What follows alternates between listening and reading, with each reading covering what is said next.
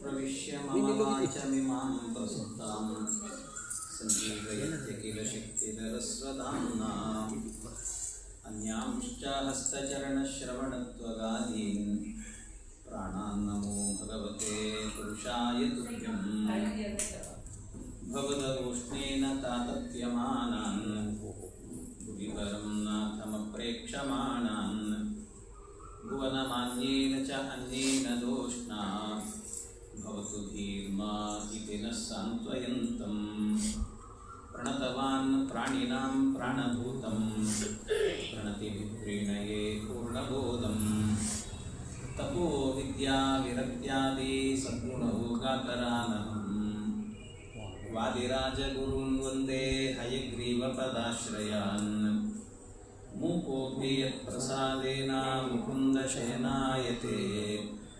ರಾಜರಾಜಾಯತೆ ರಿಕ್ತೋ ರಾಘವೇಂದ್ರಂ ತಮಾಶ್ರಯೇ ಅನವದ್ಯಾತ್ಮಚಾರಿತ್ರಂ ವಾದಿಕದ್ಯೋತಭಾಸ್ಕರಂ ವಿದ್ಯಾಮಾನ್ಯಗುರುಂ ವಂದೇ ವಿದ್ಯಾವಿದ್ಯೋತಭಾಸ್ವರಂ ತಪಸ್ವಾಧ್ಯಾಯ ಶುಶ್ರೂಷಾ ಕೃಷ್ಣಪೂಜಾರತಂ ಮುನಿಂ ವಿಶ್ವೇಶಮಿಷ್ಟದಂ ವಂದೇ ಪರಿಪುರಾಚಕ್ರವರ್ತಿನಂ ಜನ್ಮಾದ್ಯಸ್ಯ ಯತೋನ್ವಯಾದಿತರತಶ್ಚಾರ್ತೆಷ್ವವಿಘ್ನಸ್ವರಾಟ್ ತೇನೇ ಬ್ರಹ್ಮ ಹೃದಯ ಆದಿಕವಯೇ ಮುಖ್ಯಂತೇಯಂ ಸೂರಯಃ ತೇಜೋ ವಾರಿಮೃದಾಂ ಯಥಾ ವಿನಿಮಯೋ ಯತ್ರತ್ರೇ ಸರ್ಗೋ ಮೃಷಾ ಧಾಮ್ನಾ ಸ್ವೇನ ಸದಾ ನಿರಸ್ತಕುಹಕಂ ಸತ್ಯಂ ಪರಂ ಧೀಮಹಿ ಯಂ ಪ್ರೌರಜಂತಮನುಪೇತಮಪೇತಕೃತ್ಯಂ ದ್ವೈಪಾಯನೋ ವಿರಹಕಾತರ ಆಜುಹಾವ ಪುತ್ರೇತಿ ತನ್ಮಯತಯಾ ತರವೋಪಿ ನೇದುಃ तं ಸರ್ವಭೂತಹೃದಯಂ ಮುನಿಮಾನತೋಸ್ಮಿ ನಿಗಮಕಲ್ಪತರೋರ್ಗಡಿತಂ ಪದಂ ಶುಕಮುಖಾದಮೃತದ್ರವಸಂಯುತಂ ಪಿಬತ ಭಾಗವತಂ ರಸಮಾಲಯಂ ಮುಹುರಹೋ ರಸಿಕಾ ಭುವಿ ಭಾವುಕಾಃ ಹರಿಕಥಾಮೃತಸಾರ ಗುರುಗಳ ಕರುಣದಿಂದ ಬನಿತು ಬೇಡುವೆ ಪರಮ ಭಗವದ್ಭಕ್ತರಿದನಾದರದೆ ಕೇಳುವುದು. ಶ್ರೀ ಗುರುಭ್ಯೋ ನಮಃ. ಹರಿ ಓಂ ಹರಿ ಓಂ ಹರಿ ಓಂ. ಸ್ವಯಂಭೂಮನುಗಳಿಗೆ ಮತ್ತು ಶತರೂಪಾದೇವಿಯರಿಗೆ 5 ಜನ ಮಕ್ಕಳು, ಆಕೂತಿ, ಪ್ರಸೂತಿ, ದೇವಹೂತಿ. ಆಕೂತಿ ದೇವಿಯನ್ನು ರುಚಿ ಪ್ರಜಾಪತಿಗಳಿಗೆ ಕೊಟ್ಟು ವಿವಾಹ ಮಾಡುತ್ತಾರೆ. ಅವರಲ್ಲಿ ಮುಂದೆ ಯಜ್ಞನಾಮಕ ಪರಮಾತ್ಮ ಅವತಾರ ಮಾಡಿದ. ಆ ಯಜ್ಞನಾಮಕ ಪರಮಾತ್ಮನನ್ನು ಪುತ್ರಿಕಾ ಪುತ್ರ ಧರ್ಮದಿಂದಲೇ ವಿವಾಹ ಮಾಡಿಕೊಟ್ಟಿದ್ದ. ಪುತ್ರಿಕಾ ಪುತ್ರ ಧರ್ಮ ಅಂತ ಹೇಳಿದರೆ, ತಂದೆ ಕನ್ಯಾದಾನವನ್ನು ಮಾಡುವಾಗ ಮಗಳನ್ನು ಅಳಿಯನಿಗೆ ಕೊಡಬೇಕಾದ್ರೆ ಮೊದಲೇ ಒಪ್ಪಂದ ಮಾಡಿಕೊಳ್ಳೋದು. ಒಪ್ಪಂದ ಏನು ಅಂದರೆ, ನನಗೆ ಗಂಡು ಸಂತಾನ ಇಲ್ಲ, ಅದಕ್ಕೆ ನಿನ್ನಲ್ಲಿ ನನ್ನ ಮಗಳಲ್ಲಿ ಹುಟ್ಟುವಂಥ ಗಂಡು ಸಂತಾನವನ್ನು ನನಗೆ ದತ್ತು ಕೊಡಬೇಕು ಅಂತ ಮೊದಲೇ ಒಪ್ಪಂದ ಮಾಡಿಕೊಂಡು ಮದುವೆ ಮಾಡಿಕೊಟ್ರೆ ಅದನ್ನು ಪುತ್ರಿಕಾ ಪುತ್ರ ಧರ್ಮ ಅಂತ ಕರೀತಾರೆ. ಹೀಗೆ ಇದೊಂದು ಕ್ರಮ. ಆ ಕ್ರಮದಿಂದ ಮದುವೆ ಮಾಡಿಕೊಟ್ರು. ಆಕೂತಿ ದೇವಿಯಲ್ಲಿ ಯಜ್ಞನಾಮಕ ಪರಮಾತ್ಮ ಹುಟ್ಟಿದ್ನಂತೆ. ಆ ಯಜ್ಞನಾಮಕ ಪರಮಾತ್ಮ ಮುಂದೆ ಭಗವಂತ ಯಜ್ಞನಾಮಕನಾಗಿ ಸ್ವಯಂಭೂಮನುಗಳು ಅವರು ಯಾಜ್ಞೀಯ ಮಂತ್ರೋಪನಿಷತ್ತಿನಿಂದ ದೇವರ ಸ್ತೋತ್ರ ಮಾಡುವಾಗ ದೈತ್ಯರೆಲ್ಲ ಬಂದು ತಡೀತಾರೆ. ಆಗ ಯಜ್ಞನಾಮಕ ಪರಮಾತ್ಮನೇ ಬಂದು ಅವರ ಸಂಹಾರ ಮಾಡಿ ಸ್ವಯಂಭೂಮನುವನ್ನು ಉದ್ಧಾರ ಮಾಡುತ್ತಾರೆ. ಇದು ಆಕೂತಿ ದೇವಿಯ ಚರಿತ್ರೆ. ಇನ್ನೊಂದು ದೇವಹೂತಿ. ನಾನು ನಿನ್ನೆ ಹೇಳಿದಂತೆ ದೇವಹೂತಿ ಅಂದರೆ ಪರಮ ಸುಂದರಿ. ಯಾರು ಬೇಕು ವರ ಅಂತ ಕೇಳಿದರೆ ಎಲ್ಲ ವರಗಳನ್ನು ಬಿಟ್ಟು ಒಬ್ಬ ಹಣ್ಣು ಮುದುಕನಾದಂತಹ ಒಬ್ಬ ಬ್ರಾಹ್ಮಣನನ್ನು, ವೈದಿಕ ಬ್ರಾಹ್ಮಣನನ್ನು ಮದುವೆ ಮಾಡಿಕೊಡ್ತೇನೆ ಅಂತ ಮದುವೆ ಮಾಡಿಕೊಂಡು, ಆ ಬ್ರಾಹ್ಮಣ ಕರ್ದಮ ಪ್ರಜಾಪತಿಗಳು ಅಂತ ಹೆಸರು ಬಂತು. ಕರ್ದಮ ಋಷಿಗಳನ್ನು ಮದುವೆ ಮಾಡಿಕೊಂಡು ಕರ್ದಮರ ಜೊತೆಗೆ ಮದುವೆ ಮಾಡಿಕೊಂಡ ಮೇಲೆ ನಿರಂತರ ಸೇವೆ ಮಾಡಿದ್ದು, ಭಾರೀ ಸೇವೆ ಮಾಡಿದ್ದು. ಅವಳ ಸೇವೆಗೆ ಮೆಚ್ಚಿ ಕರ್ದಮರೇನು ಮಾಡಿದರು, ತಾವು ತಾರುಣ್ಯವನ್ನು ತಗೊಂಡ್ರಂತೆ. ತಾರುಣ್ಯ ಪಡ್ಕೊಂಡು 9 ರೂಪಗಳನ್ನು ತಗೊಂಡು ಅವಳಿಗೂ 9 ರೂಪಗಳನ್ನು ಕೊಟ್ಟು ವಿಹಾರ ಮಾಡಿದರು. 9 ಹೆಣ್ಣು ಮಕ್ಕಳು ಹುಟ್ಟಿದ್ರಂತೆ ಅವರಿಗೆ. 9 ಹೆಣ್ಣು ಮಕ್ಕಳು ಹುಟ್ಟಿದ ಮೇಲೆ ಕರ್ದಮರು ಹೇಳಿದರು, ನನಗೆ ಸಂಸಾರ ಸಾಕಾಯಿತು, ಇನ್ನು ವಾನಪ್ರಸ್ಥಕ್ಕೆ ಹೋಗ್ತೇನೆ ಅಂತ. ಅದೆಲ್ಲ ವಾನಪ್ರಸ್ಥ ಅನ್ನುವಂಥದ್ದೆಲ್ಲ ಹಿಂದೆ ಇತ್ತು, ಬೇರೆ ಕಲಿಯುಗದಲ್ಲಿ ಅದೆಲ್ಲ ನಿಷಿದ್ಧ. ಕಲಿಯುಗದಲ್ಲೆಲ್ಲ ಸಂಸಾರ ಸಾಕಾಯಿತು, ವಾನಪ್ರಸ್ಥಕ್ಕೆ ಹೋಗ್ತೀನಿ, ಕಾಡಿಗೆ ಹೋಗ್ತೀನಿ, ಹಂಗೆ ಹಿಂಗೆ ಅಂತ ಹೋಗ್ಲಿಕ್ಕಿಲ್ಲ. ಹೆಂಡತಿನ ಬಿಟ್ಟು ಹೋಗೋ ಹಾಗಿಲ್ಲ. ಏನಾದರೂ ಕೂಡ ಅಲ್ಲೇ ಇರಬೇಕಷ್ಟೆ, ಹೆಂಡತಿನ ಬಿಟ್ಟು ಹೋಗೋ ಹಾಗಿಲ್ಲ. ಹಾಗೆ ಅದು ವಾನಪ್ರಸ್ಥ ಅನ್ನುವಂಥದ್ದು ವಿಶೇಷವಾಗಿ ಮಧ್ವಾಚಾರ್ಯ ನಿಷೇಧ ಮಾಡ್ತಾರದೆಲ್ಲ, ಕಲಿಯುಗದಲ್ಲಿ ಇಲ್ಲ ಅಂತ. ಹಾಗೆ ಆಗ ವಾನಪ್ರಸ್ಥಕ್ಕೆ ಹೋಗೋದು ಅಂತಿತ್ತು. ವಾನಪ್ರಸ್ಥಕ್ಕೆ ಹೋಗಬೇಕಾದ್ರೆ ಆಗ ಈ ದೇವಭೂತಿ ಹೇಳ್ತಾಳೆ, ಸ್ವಾಮಿ ನಿಮ್ಮನ್ನು ಮದುವೆ ಮಾಡಿಕೊಂಡದ್ದೇ ನಾನು ನಿಮ್ಮಿಂದ ತತ್ವಜ್ಞಾನ ಪಡೀಲಿಕ್ಕೆ, ಅದಿಲ್ಲದೆ ಬರೀ ಸಂತಾನ ಪಡೆದೆ ನೀವು ನೋಡಿದರೆ ಕಾಡಿಗೆ ಹೋಗ್ತಾ ಇದ್ದೀರಿ, ನಾನೇನು ಮಾಡಲಿ ಅಂತ. ಆಗ ಕರ್ದಮರು ಹೇಳ್ತಾರೆ, ಏನು ಯೋಚನೆ ಮಾಡಬೇಡ, ನಿನ್ನ ಗರ್ಭದ ಒಳಗಡೆ ಒಂದು ಕೂಸಿದೆ, ಆ ಕೂಸು ಹೊರಗೆ ಬರುತ್ತದೆ. ಅದು ಬೇರೆ ಯಾರಲ್ಲ, ಸಾಕ್ಷಾತ್ ಜಗದೊಡೆಯನಾದಂತಹ ಭಗವಂತ ಕಪಿಲ ಅನ್ನೋ ಹೆಸರಿನಿಂದ ಅವತಾರ ಮಾಡಿದ್ದಾನೆ. ಕಪಿಲ ನಾಮಕ ಪರಮಾತ್ಮ. ಆ ಭಗವಂತ ಅವತಾರ ಮಾಡಿ ನಿನ್ನನ್ನು ಉದ್ಧಾರ ಮಾಡುತ್ತಾನೆ ಅಂತ ಕರ್ದಮರು ಹೇಳಿ ಹೋಗಿಬಿಟ್ರು. ಆ ಕರ್ದಮರು ಹೋಗುವಾಗಲೇ ಇವರು ಹುಟ್ಟಿದ್ರು, ಕಪಿಲ ನಾಮಕ ಪರಮಾತ್ಮ. ಅವರ ದರ್ಶನ ಮಾಡಿಕೊಂಡು ಹೋಗಿಬಿಡ್ತಾನೆ. ಆಗ ಆ ಕೂಸು ಹುಟ್ಟಿದಾಗ ಕಪಿಲ ಅಂತ ಹೆಸರಿಟ್ಟರು. ಪರಮಾತ್ಮ ತಾಯಿ ಮತ್ತು ಮಗನಿಗೂ ಕೂಡ ಸಂವಾದ ನಡೀತದೆ, ಬಹಳ ರೋಚಕ. ಇಷ್ಟು ಅದ್ಭುತವಾಗಿದೆ ಅಂದರೆ ಕಪಿಲ ಗೀತಾ ಅಂತಲೇ ಪ್ರಸಿದ್ಧ. ಕಪಿಲ ಗೀತಾ, ಸಾಂಖ್ಯ ಗೀತಾ ಅಂತ ಕರೀತಾರೆ. ಅದ್ಭುತವಾಗಿ ಹೇಳಿದ್ದಾನೆ ಪರಮಾತ್ಮ. ಅಲ್ಲಿ ತಾಯಿ ಮಗನಿಗೆ ನಡೆದಂತಹ ಸಂವಾದದಲ್ಲಿ ತಾಯಿ ಅನೇಕ ಪ್ರಶ್ನೆಗಳನ್ನು ಕೇಳ್ತಾರೆ. ಆ ಪ್ರಶ್ನೆಗಳಿಗೆಲ್ಲ ಉತ್ತರವನ್ನು ಹೇಳ್ತಾ ಹೇಳ್ತಾ ಭಗವಂತ ಕಡೆಗೆ ಪರಮಾತ್ಮ ಏನು ಮಾಡುತ್ತಾನೆ ಅಂತಂದರೆ ಅವಳಿಗೆ ಸದ್ಗತಿಯನ್ನು ಕೊಡ್ತಾನೆ, ತಾಯಿಗೆ ಸದ್ಗತಿ ಕೊಡ್ತಾನೆ.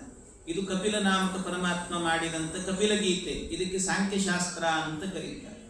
ಸಾಂಖ್ಯಶಾಸ್ತ್ರ ಅಂದರೆ 2 ಶಾಸ್ತ್ರಗಳಿದ್ದಾವೆ. ಸಾಂಖ್ಯಶಾಸ್ತ್ರ ಅಂತ 2 ಶಾಸ್ತ್ರ ಅಂದರೆ ಯಾವುದು? ಒಂದು ನಿರೀಶ್ವರ ಸಾಂಖ್ಯ ಅಂತ ಕರೀತಾರೆ, ಇನ್ನೊಂದು ಶೇಶ್ವರ ಸಾಂಖ್ಯ ಅಂತ ಕರೀತಾರೆ. ನಿರೀಶ್ವರ ಸಾಂಖ್ಯ ಅಂದರೆ ಈಶ್ವರ ಇಲ್ಲ ಅಂತ ಹೇಳುವ ಸಾಂಖ್ಯ. ಈಶ್ವರ ಅಂದರೆ ರುದ್ರದೇವರು ಅಂತ ತಿಳ್ಕೊಂಡ್ಬಿಡ್ಬೇಡಿ, ಭಗವಂತ. ಈಶ್ವರ ಅಂದರೆ ಜಗದೊಡೆಯ ಅಂತ ಅರ್ಥ. ಈ ಜಗತ್ತನ್ನು ಸೃಷ್ಟಿ ಮಾಡಿದ ಸೃಷ್ಟಿಕರ್ತ ಇಲ್ಲ ಅಂತ ಹೇಳುವ ಒಂದು ಸಿದ್ಧಾಂತ. ಇನ್ನು ಭಗವಂತ ಹೇಳಿದ ಸಿದ್ಧಾಂತ ಶೇಶ್ವರ ಸಾಂಖ್ಯ, ಅಂದರೆ ಈ ಜಗತ್ತು ಭಗವಂತನಿಂದಲೇ ನಿರ್ಮಾಣವಾಗಿದೆ ಅಂತ ಹೇಳುವಂಥ ಇನ್ನೊಂದು ಸಿದ್ಧಾಂತ. ಸಹಜ ಅಲ್ಲ, ಅದು ಶುದ್ಧ ಆಗಿರುತ್ತದೆ. ಒಂದು ನಾವು ಊಹೆ ಮಾಡ್ತೀವಿ ಅಲ್ಲ, ಊಹೆ ಕೆಲವೊಮ್ಮೆ ಸತ್ಯ ಆಗ್ತದೆ. ಊಹೆ ಸತ್ಯ, ಊಹೆ ಎಲ್ಲವೂ ಸುಳ್ಳಾಗುವುದಿಲ್ಲ. ದೂರದಲ್ಲಿ ಮೇಲೆ ಹೊಗೆ ಕಾಣ್ತಾ ಇದೆ ಅಂದರೆ ಕೆಳಗೆ ಬೆಂಕಿ ಇದೆ ಅಂತ ಊಹೆ ಮಾಡ್ತೀವಿ. ಅದು ಹೌದೋ ಇಲ್ಲ, ಮೇಲೆ ಹೊಗೆ ಇದೆ ಅಂದರೆ ಕೆಳಗೆ ಹೊಗೆ ಬೆಂಕಿ ಇರಲೇಬೇಕು. ಅದು ಊಹೆ ಸತ್ಯ ಆಗಿರುತ್ತದೆ. ಎದುರುಗಡೆಯಲ್ಲಿ ಒಂದು ಮಗು ಓಡಾಡ್ತಾ ಇದೆ, ಸಣ್ಣ ಕೂಸು ಓಡಾಡ್ತಾ ಇದೆ, ಯಾರೂ ಕಾಣ್ತಿಲ್ಲ. ಆ ಮಗು ಇದೆ ಅಂದ ಮೇಲೆ ಅದಕ್ಕೊಬ್ಬ ಅಪ್ಪ ಅಮ್ಮ ಇರಲೇಬೇಕು. ಕಾಣ್ತಿಲ್ಲ ಅಂದ ಮಾತ್ರಕ್ಕೆ ಇಲ್ಲ ಅಂತ ಆಗ್ತಾರೆ? ಹಾಗೇನಿಲ್ಲ. ಆ ಮಗು ಇದೆ ಅಂದ ಮೇಲೆ ಊಹೆ ಮಾಡ್ತೀವಿ, ತಂದೆ ತಾಯಿಗಳಿದ್ದಾರೆ. ಹಾಗೆ ಊಹೆಯು ಕೂಡ ಸತ್ಯ ಅಂತ ಹೇಳ್ತಾರೆ. ಹಾಗೆ ಈ ಪ್ರಪಂಚ ಅನ್ನುವಂಥದ್ದನ್ನು ನಿರ್ಮಾಣ ಮಾಡಿದ್ದು ಕೂಡ ಹಿಂದೆ ಒಬ್ಬ ಇರಲೇಬೇಕು. ಯಾಕೆ? ಈ ಪ್ರಪಂಚ ಎಷ್ಟು ವ್ಯವಸ್ಥಿತವಾಗಿದೆ.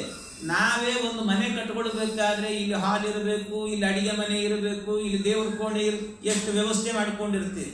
ಇದನ್ನು ಮಾಡಬೇಕಾದ್ರೆ ಅದ್ರ ಹಿಂದೆ ಒಬ್ಬ ಕರ್ತೃ ಇರಬೇಕಲ್ಲ, ಕರ್ತೃ ಬೇಕು, ಒಬ್ಬ ಇಂಜಿನಿಯರ್ ಬೇಕು, ಹಿಂಗಾಗಬೇಕು ಅಂತ ಹೇಳಬೇಕು, ಎಲ್ಲ ವ್ಯವಸ್ಥಿತವಾಗಿ. ಹಾಗೆ ಈ ಜಗತ್ತು ಅನ್ನುವಂಥದ್ದು ಕೂಡ ಎಲ್ಲಿ ನೀರು ಹರಿಬೇಕು, ಎಲ್ಲಿ ಕಾಡಿರಬೇಕು, ಎಲ್ಲಿ ನಾಡಿರಬೇಕು, ಎಲ್ಲಿ ರಸ್ತೆ ಇರಬೇಕು, ಎಲ್ಲಿ ನದಿ ಇರಬೇಕು, ಎಲ್ಲಿ ಸಮುದ್ರ ಇರಬೇಕು, ಇಷ್ಟು ಸುವ್ಯವಸ್ಥಿತವಾಗಿ ಈ ಪ್ರಪಂಚ ಎನ್ನುವಂಥದ್ದಿದೆ ಅಂದರೆ ಇದರ ಹಿಂದೆ ಇದರ ನಿರ್ಮಾತೃ ಒಬ್ಬ ಇರಲೇಬೇಕಲ್ಲ. ಆ ನಿರ್ಮಾತೃ ಯಾರು? ಕರ್ತೃ ಯಾರವನು? ನನಗಂತೂ ಆ ಅನುಭವ ಇಲ್ಲ, ನಾನು ಅಂತ ಅನಿಸಿಲ್ಲ, ನನಗೆ, ನಿಮಗೂ ಯಾರಿಗೂ ಅನಿಸಿಲ್ಲ. ಆದ್ದರಿಂದಾಗಿ ನಾವು ನೀವು ಯಾರು ಅಲ್ಲ. ಹಾಗಾದರೆ ನಮ್ಮನ್ನು ಮೀರಿದ ಒಂದು ಶಕ್ತಿ ಇದೆ, ಆ ಶಕ್ತಿನೇ ಭಗವಂತ. ಆದ್ದರಿಂದ ಈ ಜಗತ್ತನ್ನು ನಿರ್ಮಾಣ ಮಾಡಿದ ಒಬ್ಬ ಭಗವಂತ ಇದ್ದಾನೆ ಅಂತ ಒಪ್ಪಬೇಕು. ಪರಮಾತ್ಮನನ್ನು ಒಪ್ಪಬೇಕು ಅಂತ. ಇದು ಭಗವಂತ ಹೇಳಿದ ಸಿದ್ಧಾಂತ. ಅದಕ್ಕೆ ಇನ್ನು ಕೆಲವರಿದ್ದಾರೆ, ಅವರು ನಿರೀಶ್ವರ ಸಾಂಖ್ಯ ಅಂತ. ನಿರೀಶ್ವರ ಸಾಂಖ್ಯ ಅಂದರೆ ದೇವರಿಲ್ಲ, ತನ್ನಷ್ಟಕ್ಕೆ ತಾನೇ ಜಗತ್ತು ಸೃಷ್ಟಿ ಆಯಿತು ಅಂತ ಅವ್ರು ಹೇಳೋದು. ತನ್ನಷ್ಟಕ್ಕೆ ತಾನೇ ಹೆಂಗಾಗುತ್ತದು ಅಂದರೆ ಅದು ಒಂದು ವಿಚಿತ್ರ ಅಂತ. ಅದೇನೋ ಒಂದು ಬಲೂನ್ ಇತ್ತು, ಆ ಬಲೂನ್ ಒಳಗೆ ಗಾಳಿ ತುಂಬಿತ್ತಂತೆ. ಗಾಳಿ ತುಂಬಿದ್ದು ಏನೋ ಇದ್ದಕ್ಕಿದ್ದಾಗೆ ಜಾಸ್ತಿ ಆಗಿ ಫಟ್ ಅಂತ ಹೊಡೀತು, ಇಡೀ ಪ್ರಪಂಚ ನಿರ್ಮಾಣ ಆಯಿತು ಅಂತ. ಅದು ಹೆಂಗಾಯಿತು ಅಂತ, ಅದು ನಮ್ಮ ಮಕ್ಕಳು ಹೆಂಗೆ ಅಂತಂದ್ರೆ ಫಿಸಿಕ್ಸು ಇನ್ನೊಂದು ಮತ್ತೊಂದು ಓದುವ ಮಕ್ಕಳು, ಅವು ಟೀಚರ್ಸ್ ಏನು ಹೇಳ್ತಾರೆ, ಸೈನ್ಸ್ ಮಕ್ಕಳು ಅಂದರೆ ಹೆಂಗಿರ್ತಾವೆ ಗೊತ್ತಾವು, ಈ ಕುದುರೆಗೆ ಕಣ್ಣಿಗೆ ಪಟ್ಟಿ ಕಟ್ಟಿರ್ತಾರಲ್ಲ, ಆ ಪಟ್ಟಿ ಕಟ್ಟಿದ್ದ ಅವು ಕುದುರೆ ಏನಂದ್ರೆ ಹಿಂಗೇ ನೋಡ್ಬೇಕು, ಆ ಕಡೆ ಈ ಕಡೆ ನೋಡ್ಲಿಕ್ಕೆ ಆಗೋದಿಲ್ಲ ಅವಕ್ಕೆ. ಹಾಗೆ ಇವು ಏನು ಫ್ಯಾಕಲ್ಟಿಗಳು ಏನು ಹೇಳುತ್ತಾವೆ ಅದನ್ನೇ ಕೇಳ್ತಿರ್ತಾರೆ. ಒಂದು ಆ ಕಡೆ ಈ ಕಡೆ ಹೋಗೋದಿಲ್ಲ, ಆ ಕಡೆ ಈ ಕಡೆ ಹೋಗೋದಿಲ್ಲ. ಆ ಕಡೆ ಅವು ಯಾಕೆ ಅದೊಂದು ಬಲೂನ್ ಇತ್ತು, ಗಾಳಿ ಯಾರು ತುಂಬಿದ್ರು ಒಂದು ಕ್ವಶನ್ ಕೇಳ್ಬೋದೋ ಇಲ್ಲ, ಕೇಳೋದಿಲ್ಲ, ಕ್ವಶನ್ ಕೇಳೋದಿಲ್ಲ. ಆ ಗಾಳಿ ಯಾಕೆ ಜಾಸ್ತಿ ಆಯಿತು, ಇದ್ದದ್ದು ಒಂದೇ ಥರ ಇರ್ಬೋದಿತ್ತು, ಒಂದು ಏನೋ ಕ್ವಶನ್ನೇ ಕೇಳಲ್ಲ. ಮತ್ತೆ ಯಾಕೆ ಅಂದರೆ ನಾಳೆ ಏನಾದರೂ ಕೂಡ MCQ ಕೊಟ್ಟಾಗ ತಪ್ಪಾಗಿಬಿಟ್ರೆ ಕಷ್ಟ ಅಂತ ಸುಮ್ಮನೆ ಆಗಿಬಿಡ್ತಾರೆ. ಆದ್ರಿಂದಾಗಿ ಇದೆಲ್ಲ ಏನು ಅಂತಂದರೆ ಪ್ರಶ್ನೆ ಮಾಡಬೇಕು. ನಮ್ಮ ಮಕ್ಕಳಲ್ಲಿ ಪ್ರಶ್ನೆಗಳನ್ನು ಕೊಂದುಬಿಟ್ಟಿದ್ದಾರೆ. ಆ ಪ್ರಶ್ನೆ ಎನ್ನುವಂಥದ್ದು ಹುಟ್ಟಬೇಕು. ಅದಕ್ಕೆ ಅವ್ರು ಹೇಳ್ತಾರೆ, ಈ ಜಗತ್ತು ತನ್ನಷ್ಟಕ್ಕೆ ತಾನೇ ಸೃಷ್ಟಿಯಾಗಿ. ಅದು ಹೆಂಗೆ ಅಂತಂದರೆ ಈ ಶಾಸ್ತ್ರಕಾರರೆಲ್ಲ ಅದಕ್ಕೆ ನಿದರ್ಶನಗಳನ್ನು ಕೊಡುತ್ತಾರೆ. ಪಯೋವದಿತಿ ಅಂತ, ಹಾಲು ಮೊಸರಾಗ್ತದೆ, ಹಾಲಿಗೆ ಹೆಪ್ಪ ಹಾಕ್ತೀವಿ, ಹಾಲಿಗೆ ಹೆಪ್ಪ ಹಾಕಿದ ಕೂಡಲೇ ಹಾಲು ಮೊಸರಾಗ್ತದೆ. ಹೆಂಗಾಯ್ತು ಮೊಸರು? ನಾವೇನಾದರೂ ಹಾಲು ಒಳಗೆ ಮುಳುಗಿ ಕೆಮಿಕಲ್ ರಿಯಾಕ್ಷನ್ ಮಾಡಿ ಅದನ್ನು ಮೊಸರು ಮಾಡಿ ಗಟ್ಟಿ ಮಾಡಿ ಬಂದಿದ್ವಿ ನಾವು? ಏನಿಲ್ಲ, ತನ್ನಷ್ಟಕ್ಕೆ ತಾನೇ ಮೊಸರಾಯ್ತದೆ ಹಾಲು. ಹೆಂಗೋ ಅದೇ ರೀತಿ ಜಗತ್ತು ಕೂಡ ತನ್ನಷ್ಟಕ್ಕೆ ತಾನೇ ಸೃಷ್ಟಿ ಆಗುತ್ತೆ ಅಂತ ಹೀಗೊಂದು ವಾದ. ಮಧ್ವಾಚಾರ್ಯ ಸಿದ್ಧಾಂತ ಹರಿ ಸರ್ವೋತ್ತಮ, ವಾಯು ಜೀವೋತ್ತಮ ಅಂತ. ಜಗತ್ತು ಸತ್ಯ, ಇದನ್ನು ನಿರ್ಮಾಣ ಮಾಡಿದ ಪರಮಾತ್ಮ ಇದ್ದಾನೆ ಅಂತ ಅವ್ರು ಹೇಳ್ತಾರೆ. ನಿರೀಶ್ವರ ಸಾಂಖ್ಯರು ಹೇಳ್ತಾರೆ, ಇಲ್ಲ, ಇದರ ನಿರ್ಮಾತೃ ಇಲ್ಲ. ಅದು ಹೇಗೆ ಅಂದ್ರೆ ಹಾಲು ಮೊಸರಾದಂತೆ ತನ್ನಷ್ಟಕ್ಕೆ ತಾನೇ ಸೃಷ್ಟಿ ಆಗ್ತದೆ ಅಂತ. ಅದಕ್ಕೆ ಮಧ್ವರ ಸಿದ್ಧಾಂತ ಏನು? ಸತ್ಯ ಜಗತ್ತಿದು ಹರಿ ಸರ್ವೋತ್ತಮ, ವಾಯು ಜೀವೋತ್ತಮ ಜಗದೊಳಗೆ. ಅದಕ್ಕೆ ಅವನು ಹೇಳ್ತಾನೆ, ನಿರೀಶ್ವರ ಅಂದ್ರೆ ದೇವರಿಲ್ಲ ಅನ್ನೋನು, ತಪ್ಪಿದು ಶ್ರೀಹರಿ ಜಗತ್ಕರ್ತನೂ ಅಲ್ಲ, ಅವನಿಗೆ ಜಗತ್ಕರ್ತೃತ್ವವು ಸಲ್ಲ. ಪೆಪ್ಪಿಟ್ಟ ಹಾಲು ಮೊಸರಾಗುವಂದದಿ ಜಗತ್ತು ತನ್ನಿಂತಾನೇ ಸೃಷ್ಟವಾಗುವುದು. ಈ ರೀತಿ ಅವನು ಹೇಳ್ತಾನೆ. ಅದಕ್ಕೆ ಮಧ್ವಾಚಾರ್ಯ ಹೇಳ್ತಾರೆ, ಮುಟ್ಟಾಳ ಹಾಗೆಲ್ಲ ಮಾತಾಡಬೇಡ. ಯಾಕೆಂದ್ರೆ ಸುಮ್ಮನೆ ಗಳಹಲು ಬೇಡ, ಹಾಗೆಲ್ಲ ಪೆಪ್ಪಿಡುವ ಪುರುಷನೊಬ್ಬನು ಬೇಕಲ್ಲ. ಹಾಲು ಮೊಸರಾಯಿತು ಸರಿ, ಆದರೆ ಆ ಹಾಲಿಗೆ ಹೆಪ್ಪಾಕೋ ಒಬ್ಬ ವ್ಯಕ್ತಿನೇ ಇಲ್ಲ ಅಂದರೆ ಅದೇನು ಮೊಸರಾಗ್ತದೆ? ಮೊಸರೇ ಆಗ್ಲಿಕ್ಕೆ ಸಾಧ್ಯ ಇಲ್ಲ. ಎಷ್ಟೋ ಬಾರಿ ಹೆಂಗಾಗಿರ್ತದೆ ಅಂದರೆ ಹಾಲಿಗೆ ಹೆಪ್ಪಾಕಿರ್ತೀರಿ ನೀವು, ಮೊಸರಾಗಬೇಕಂತಿಲ್ಲ, ಅದು ಒಡೆದು ಹೋಗಿರ್ತದೆ, ಎಷ್ಟೋ ಹಾಳಾಗಿ ಹೋಗಿರ್ತದೆ. ಅಂದ್ರೆ ಅದರ ಅರ್ಥ ಏನು ಅಂದರೆ ಈ ಹಾಲು ಮೊಸರಾಗಲಿ ಅಂತ ಭಗವಂತನ ಇಚ್ಛೆ ಇಲ್ಲ ಅಂತ ಅರ್ಥ. ಎಲ್ಲದಕ್ಕೂ ಕೂಡ ಹರಿ ಇಚ್ಛೆ ಇರಬೇಕು, ಪರಮಾತ್ಮನ ಇಚ್ಛೆ. ಅವನ ಸಂಕಲ್ಪ ಏನಿರುತ್ತದೋ ಅದರಂತೆ ನಡೀತದೆ. ಹರಿಚಿತ್ತ ಸತ್ಯ, ಹರಿಚಿತ್ತ. ನರಚಿತ್ತಕ್ಕೆ ಬಂದದ್ದು ಲವಲೇಶ ನಡೆಯೋದಿಲ್ಲ ಅಂತ. ಮದುವೆ ಮಕ್ಕಳು ಬೇಕು ಅನ್ನುವಂಥದ್ದು ನರಚಿತ್ತ, ಬ್ರಹ್ಮಚಾರಿ ಆಗಬೇಕು ಅನ್ನೋದು ಹರಿಚಿತ್ತ ಅಂತ. ಅದರಿಂದ ಹರಿಚಿತ್ತ ಏನಿರ್ತದೋ ಹಾಗೆ ನಡೀತದೆ ಹೊರತು ನಮ್ಮಂತೆ ನಡೆಯೋದಿಲ್ಲ. ಆದ್ರಿಂದ ದೇವರಿದ್ದಾನೆ ಅಂತ ತಿಳ್ಕೊಳ್ಬೇಕು. ಹಾಗೆ ಪರಮಾತ್ಮ ಇದ್ದ ಇದು ಏನಿದೆ ಅಲ್ವಾ, ದೇವರಿದ್ದಾನೆ ಅಂತ ಹೇಳುವಂತ ಶಾಸ್ತ್ರ, ಅದು ಸಾಂಖ್ಯ ಶಾಸ್ತ್ರ. ಭಗವಂತ ಕಪಿಲ ನಾಮಕ ಪರಮಾತ್ಮ ರಚನೆ ಮಾಡಿದ ಶಾಸ್ತ್ರ. ಅದರಲ್ಲಿ ಅವಾಂತರ ಪ್ರಶ್ನೆಗಳೆಲ್ಲ ಬರುತ್ತದೆ, ಬೇರೆ ಬೇರೆ ಪ್ರಶ್ನೆಗಳನ್ನು. ತಾಯಿ ಕೇಳುತ್ತಾಳೆ, ಮಗು ನನ್ನನ್ನು ಉದ್ಧಾರ ಮಾಡಿ. ಏನು ಅಂದರೆ, ನಾನು ಈ ಸಂಸಾರದಲ್ಲಿ ಮುಳುಗಿದ್ದೀನಿ. ಸಂಸಾರದಲ್ಲಿ ಇರುವಾಗ ಅದು ಎಷ್ಟು ಅಟ್ಯಾಚ್ಮೆಂಟು ಅಂತಂದರೆ, ನಾನು ಬಂಧನಕ್ಕೊಳಗಾಗಿದ್ದೀನಿ. ಗಂಡನ ಮೇಲೆ ಪ್ರೀತಿ, ಮಕ್ಕಳ ಮೇಲೆ ಪ್ರೀತಿ, ಅವ್ರು ಏನು ಮಾಡಿದ್ರು ನನಗೆ ನೋವಾಗ್ತದೆ. ಯಾಕೆ ಇಷ್ಟು ಮೋಹ ಇಟ್ಟಿದೆಯಲ್ಲ ನನಗೆ, ಇಷ್ಟು ಬಂಧನ ಇದೆ ಈ ಸಂಸಾರದಲ್ಲಿ. ಈ ಬಂಧನದಿಂದ ನನಗೆ ಬಿಡುಗಡೆ ಸಿಗಬೇಕು. ಬಿಡುಗಡೆಗೆ ಏನು ಕಾರಣ? ಬಂಧನಕ್ಕೆ ಏನು ಕಾರಣ? ಬಂಧನದಲ್ಲಿ ಯಾಕಿದ್ದೇನೆ? ಈ ಬಂಧನದಿಂದ ಬಿಡುಗಡೆ ಹೇಗಾಗುತ್ತೆ? ಇದನ್ನು ನನಗೆ ಉತ್ತರ ಕೊಡುವಂತ ಪರಮಾತ್ಮನನ್ನು ಕೇಳುತ್ತಾರೆ. ಕೇಳಿದ್ದಕ್ಕೆ ಭಗವಂತ ಹೇಳ್ತಾನೆ, ಈ ಎರಡಕ್ಕೂ ಒಂದೇ ಕಾರಣ ಅಂತ ಭಗವಂತ. ಮನ ಏವ ಮನುಷ್ಯಾಣಂ ಕಾರಣಂ ಬಂಧ ಮೋಕ್ಷಯೋ. ಮನಸ್ಸೇ ಕಾರಣ ಅಂತ ಪರಮಾತ್ಮ. ಬಂಧನಕ್ಕೂ ಮನಸ್ಸು ಕಾರಣ, ಬಿಡುಗಡೆಗೂ ಮನಸ್ಸು ಕಾರಣ. ಎರಡಕ್ಕೂ ಒಂದೇ ಕಾರಣ. ಬೀಗದ ಕೈ ಇರ್ತದೆ, ಬೀಗದ ಕೈಯಿಂದ ಬೀಗ ಹಾಕ್ಲಿಕ್ಕೂ ಬರ್ತದೆ, ಬೀಗ ತೆಗಿಲಿಕ್ಕೂ ಬರ್ತದೆ, ಬಂಧನ ಮಾಡಲಿಕ್ಕೂ ಬರ್ತದೆ, ಅದನ್ನು ಓಪನ್ ಮಾಡಲಿಕ್ಕೂ ಬರ್ತದೆ. ಹಾಗೆ ಮನಸ್ಸು ಅನ್ನೋದು ಒಂದೇ ಇರ್ತದೆ, ಅದರಿಂದ ಬಂಧನವೂ ಆಗ್ತದೆ, ಬಿಡುಗಡೆನೂ ಆಗ್ತದೆ. ಅಲ್ಲ, ಅದು ಹೆಂಗೆ ಅಂದರೆ, ನೀವು ಮನಸ್ಸನ್ನು ಹ್ಯಾಕ್ ಟ್ಯೂನ್ ಮಾಡ್ತೀರೋ, ಅದನ್ನು ಯಾವುದಕ್ಕೆ ಒಗ್ಗಿಸ್ತೀರೋ ಅದರಂತೆ ನಡ್ಕೊಳ್ತದೆ, ಅದರಂತೆ ಇರ್ತದೆ. ಮನಸ್ಸಿಗೆ ಇದು ನಂದು ನಂದು ನಂದು ಅಂತ ಫೀಡ್ ಮಾಡಿದ್ರಿ ಅಂತಾದರೆ ಅದು ಮೋಹ, ಅದರಿಂದ ಬಂಧನ ಆಗ್ತದೆ. ಯಾವುದು ನಂದಲ್ಲ ಅಂತ ತಿಳ್ಕೊಂಡ್ರೆ ದುಃಖವೇ ಇಲ್ಲ, ಬಂಧನವೇ ಇಲ್ಲ.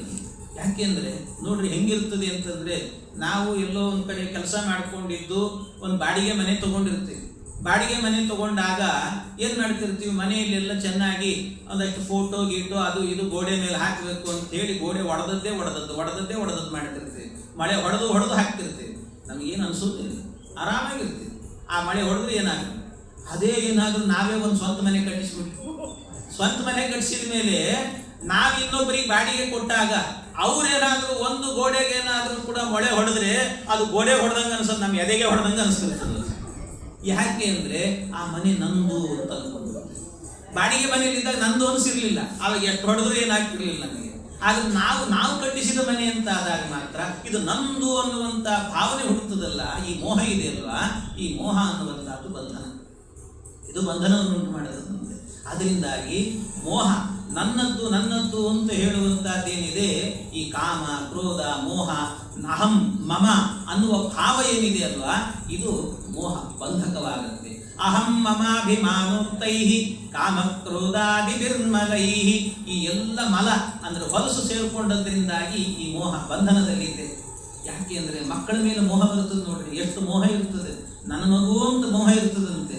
ಯಾಕೆ ಅಂದರೆ ನಾವು ಪಕ್ಕದಲ್ಲೇ ಇರ್ತೀವಿ, ಪಕ್ಕದ ಕಾಂಪೌಂಡ್ನಲ್ಲೂ ಒಂದು ಕೂಸು ಇರ್ತದೆ, ನಮ್ಮ ಮನೆಯಲ್ಲೂ ಒಂದು ಕೂಸು ಇರ್ತದೆ. ಅದು ಅಕಸ್ಮಾತ್ ಪಕ್ಕದ ಕಾಂಪೌಂಡಲ್ಲಿರುವ ಕೂಸು ಆಟ ಆಡ್ತಿರ್ತದೆ, ಎಲ್ಲೋ ಕೆಳಗೆ ಬಿದ್ದು ಬಿಡ್ತದೆ. ಬಿತ್ತು ಅಂದರೆ ಮೊಣಕಾಲಿ ಗಾಯ ಆಗ್ತದೆ, ಮಗು ಅಳ್ತದೆ. ಅದು ಅಳೋ ಧ್ವನಿ ನಮ್ಮ ತನಕ ಕೇಳಿಸ್ತದೆ. ಆಗ ಪಕ್ಕದ ಮನೆಯವ್ರನ್ನ ಕೇಳ್ತೀವಿ, ಏನಾಯ್ತ್ರಿ ಮಗು ಅಳ್ತಾ ಇದೆಯಲ್ಲ, ಅಯ್ಯೋ ಬಿತ್ತರಿ ಇವತ್ತು ತುಂಬ ನೋವಾಗಿದೆ, ಆ ಕಾಲಿಗೆಲ್ಲ ಗಾಯ ಆಗಿದೆ, ಅಯ್ಯೋ ಅಯ್ಯೋ ಅಯ್ಯೋ ಅಂತ ಅವ್ರು ಒದ್ದಾಡ್ತಿರ್ತಾರೆ. ನಾವು ಅದನ್ನು ನೋಡಿ ಅಯ್ಯೋ ಹೌದಾ ಪಾಪ ಅಷ್ಟೇ ಮುಗೀತು, ಅಷ್ಟಕ್ಕೆ ಸುಮ್ಮನಾಗಿ ಬಿಡ್ತೀವಿ. ಅದೇ ನಮ್ಮ ಮನೆಯಲ್ಲಿ ಇರ್ತದೆ ಮಗು, ಅದು ಬಿದ್ದಾಗ ಹೆಂಗಾಗ್ತದೆ, ಏನು ಬಿದ್ದವರಿಗೆಲ್ಲ ಫೋನ್ ಮಾಡೋದೇನು, ಡಾಕ್ಟರ್ ಹೇಳೋದೇನು, ಏನಾಯ್ತೋ ಏನು ಕತೆ ಅನ್ನೋದೇನು, ಎಷ್ಟು ಒದ್ದಾಡ್ತೀವಿ. ಯಾಕೆ, ಅಲ್ಲಿ ಬಿದ್ದದ್ದು ಮಗು, ಇಲ್ಲಿ ಬಿದ್ದದ್ದು ಮಗು. ಆದರೆ ಇಲ್ಲಿ ಬಿದ್ದಾಗ ಮಾತ್ರ ನೋವಾಗ್ತಾ ಇದೆ, ಅಲ್ಲಿ ಬಿದ್ದರೂ ನೋವಾಗಲ್ಲ. ಯಾಕೆ, ಇದು ನನ್ನ ಮಗು, ಅದು ನನ್ನಲ್ಲ ಅನ್ನುವ ಭಾವನೆ. ಹಾಗಾದರೆ ನಮ್ಮ ಮನಸ್ಸಿಗೆ ನಾವು ಏನನ್ನು ಟ್ಯೂನ್ ಮಾಡಿದ್ದೇವೋ ಅದು ನಮ್ಮ ಮೇಲೆ ಪ್ರಭಾವವನ್ನು ಬೀರುತ್ತದೆ. ಹಾಗಾಗಿ ಈ ಸಂಸಾರದ ಬಂಧನ ಯಾವಾಗ ಅಂತ ಹೇಳಿದರೆ, ನನ್ನ ಗಂಡ, ನನ್ನ ಮಕ್ಕಳು, ನನ್ನವರು ಅಂತ ಗಂಡು ಹೆಣ್ಣನ್ನು ನನ್ನ ಹೆಂಡತಿ ಅಂತ ತಿಳ್ಕೊಳ್ಳೋದು. ಎಷ್ಟರ ಮಟ್ಟಿಗೆ ಅಂತಂದರೆ, ಒಬ್ಬರಿಗೊಬ್ಬರಿಗೆ ಪರಸ್ಪರ, ಒಂದು ಹುಡುಗಿ ಎಲ್ಲೋ ಮುಂಬೈಯಲ್ಲಿ ಇರ್ತಾಳೆ, ಇವನು ಹುಬ್ಬಳ್ಳಿಯಲ್ಲಿ ಇರ್ತಾನೆ. ಅವಳಿಗೆ ಎಷ್ಟೋ ಸರ್ತಿ ಜ್ವರ ಬಂದಿರ್ತದೆ, ಹೋಗಿರ್ತದೆ, ಏನೋ ಆಗಿರ್ತದೆ, ಆದರೂ ಇವನಿಗೇನಾಗಿರುವುದಿಲ್ಲ. ಆದರೆ ಯಾವತ್ತು ಆ ಮುಂಬೈ ಹುಡುಗಿ ಜೊತೆಗೆ ಮದುವೆ ಫಿಕ್ಸ್ ಆಯ್ತಲ್ಲ, ಫಿಕ್ಸ್ ಆಗಿ ಮದುವೆ ಆಯ್ತು ಅಂತ ಇಟ್ಟುಕೊಳ್ರಿ, ಮೊದಲನೇ ದಿವಸ ಜ್ವರ ಬಂತು ಅಂದ್ರೆ ಇಷ್ಟು ಒದ್ದಾಡ್ತಾನೆ ಹುಡುಗ ಅಂತಂದ್ರೆ ಅಷ್ಟಿಷ್ಟಲ್ಲ. ಅವಳಲ್ಲಿ ಮುಂಬೈಯಲ್ಲಿದ್ದಾಗ ಎಷ್ಟೋ ಸರ್ತಿ ಜ್ವರ ಬಂದಿದೆ, ಇವನಿಗೇನು ಅನ್ನಿಸ್ತಿಲ್ಲ. ಆದ್ರೆ ಯಾವಾಗ ಇವನು ಕಟ್ಟಿಕೊಂಡ, ಯಾಕೆ ಅಂದ್ರೆ ಇವಳು ನನ್ನ ಹೆಂಡತಿ ಅಂತ ಅಲ್ಲಿ ತನಕ ಇವನ ಮನಸ್ಸಿನಲ್ಲಿ ಇರಲಿಲ್ಲ. ಯಾವತ್ತು ಇವನು ತಿಳ್ಕೊಂಡು ಆವತ್ತಿನಿಂದ ನೋವು ಶುರು. ಹಾಗಾಗಿ ಬಂಧನ ಅಂತ ಹೇಳಿದರೆ ಯಾವಾಗಲೂ ಕೂಡ ಬಂಧನ ಮೋಹ, ಇದು ನಂದು ಅನ್ನುವಂಥ ಮೋಹ ಇದೆಯಲ್ವಾ, ಅದರಿಂದ ಬಂಧನ. ಇನ್ನು ಬಿಡುಗಡೆ ಹೇಗೆ ಅಂದರೆ ಇದನ್ನು ತೆಗೆದು ಹಾಕಬೇಕಷ್ಟೆ, ಇದೆಲ್ಲ ತೆಗೆದು ಬಿಡಬೇಕು. ಅಹಂ ಮಮಾಭಿಮಾನೋತ್ತೈ ಕಾಮಕ್ರೋಧಾದಿ ನಿರ್ಮಲೈ, ಈ ಅಹಂ ನಾನು ನನ್ನದ್ದು ಅನ್ನುವಂಥ ಏನು ಮೋಹ ಇದೆಯಲ್ವಾ, ಇದನ್ನು ತೆಗಿಬೇಕು ಅಂತ. ಇದನ್ನು ಹೆಂಗೆ ತೆಗೆಯೋದು, ಬಹಳ ಕಷ್ಟ ಅಲ್ಲ ಇದೆಲ್ಲ ತೆಗೆಯೋದು, ಅಷ್ಟು ಸುಲಭ ಇಲ್ಲ. ಅದಕ್ಕೇನು ಮಾಡಬೇಕು ಅಂತಂದರೆ, ಮೊದಲಿಗೆ ಮಾಡಬೇಕಾಗಿರುವಂಥದ್ದು ಭಗವಂತನಲ್ಲಿ ಭಕ್ತಿ ಮಾಡಬೇಕು, ಪರಮಾತ್ಮನಲ್ಲಿ ಭಕ್ತಿ ಹುಟ್ಟಬೇಕು. ದೇವರಲ್ಲಿ ಭಕ್ತಿ ಹುಡ್ತಾ ಹೋಯಿತು ಅಂತ ಆದರೆ ಭಕ್ತಿ ಜ್ಞಾನಾಯ ಕಲ್ಪತೆ ಅಂತ ಹೇಳುತ್ತಾರೆ. ಅಂದರೆ ಭಕ್ತಿ ಹುಟ್ಟಿತು ಅಂದರೆ ಪರಮಾತ್ಮನ ತತ್ವಜ್ಞಾನ ಬರ್ತದೆ. ಜ್ಞಾನದಿಂದ ಒಳಗಡೆ ಇದ್ದಂಥ ಕಲ್ಮಶಗಳೆಲ್ಲ ತಿಳಿಯಾಗಿ ಹೋಗ್ತದೆ, ಅದೆಲ್ಲ ಹೊರಟೋಗಿ ಬಿಡ್ತದಂತೆ, ಆ ಕಸ ಎಲ್ಲ ಹೋಗ್ತದಂತೆ. ಅದಕ್ಕೇನು ಮಾಡಬೇಕಾಗಾದ್ರೆ, ನಮ್ಮ ಮನಸ್ಸಿದೆ ಅಲ್ವ, ನಮ್ಮ ಮನಸ್ಸಿಗೆ ಅದಕ್ಕೆ ಕೆಸರು ಅಂಟುಕೊಂಡಿದೆ ಅಂತೆ. ಆ ಕೆಸರು ಅಂಟುಕೊಂಡಿದ್ದರಿಂದ ಕೆಸರೆಲ್ಲ ಕಣಕಣಗಳನ್ನು ಬಿಡಿಸಿ ಅದು ಶುದ್ಧ ಆಗಬೇಕು ಅಂದರೆ ನೀರಿನಲ್ಲಿ ನೆನೆ ಇಡಬೇಕು ಅದನ್ನು. ಆಗ ನೀರಲ್ಲಿ ಎಲ್ಲ ಕೆಸರೆಲ್ಲ ಮೆತ್ತಗಾಗ್ತದೆ, ಅದನ್ನು ಕ್ಲೀನಾಗಿ ತೊಳೆದು ಬಿಟ್ರೆ ಆಗ್ತದೆ. ಹಾಗೆ ನಮ್ಮ ಮನಸ್ಸನ್ನು ಕೂಡ ನೀರಿನಲ್ಲಿ ನೆನೆ ಹಾಕಬೇಕಂತೆ. ಅದನ್ನು ಯಾವ ನೀರಿನಲ್ಲಿ ನೆನೆ ಹಾಕಬೇಕು ಅಂದರೆ ಭಕ್ತಿ ಜಲ ಅನ್ನೋದರಲ್ಲಿ ನೆನೆ ಹಾಕಬೇಕು. ಭಕ್ತಿ ಎನ್ನುವಂಥ ನೀರಿನಲ್ಲಿ ನಮ್ಮ ಮನಸ್ಸನ್ನು ನೆನೆಸಬೇಕು, ಒದ್ದೆ ಮಾಡಬೇಕಂತೆ. ಅದು ಒದ್ದೆ ಮಾಡಿದ್ವಿ ಅಂತ ಆದರೆ ಒಳಗಿದ್ದದ್ದೆಲ್ಲ ಹೊರಟು ಹೋಗ್ತದಂತೆ, ಆ ಕಶ್ಮಲ ಎಲ್ಲ ಹೋಗ್ತದೆ. ಆ ಕಶ್ಮಲ ಹೋಗಿ ಹಾಗಾಗಿ ಭಕ್ತಿ ಮಾಡಬೇಕು. ಅಲ್ಲ, ನಮಗೆ ಅದೇ ಸಮಸ್ಯೆ ಅಂತ ಹೇಳೋದು. ಭಕ್ತಿ ಮಾಡೋದೇ ಸಮಸ್ಯೆ ನಮಗೆ. ಭಕ್ತಿ ಮಾಡ್ಲಿಕ್ಕೆ ಭಕ್ತಿ ಮಾಡೋದ್ರೆ ಮಾಡ್ತಾ ಕೊಡ್ತೀವಿ ಎಷ್ಟಾದ್ರೂ ಈಗ. ಭಕ್ತಿ ಹೆಂಗೆ ಮಾಡೋದು ಅಂತ ಅದು ತಪ್ಪಲ್ಲ. ಮತ್ತೆ ಅದು ಭಕ್ತಿಯಿಂದಲೇ ಮಾಡಬೇಕು ಭಕ್ತಿಯನ್ನು ಕೂಡ.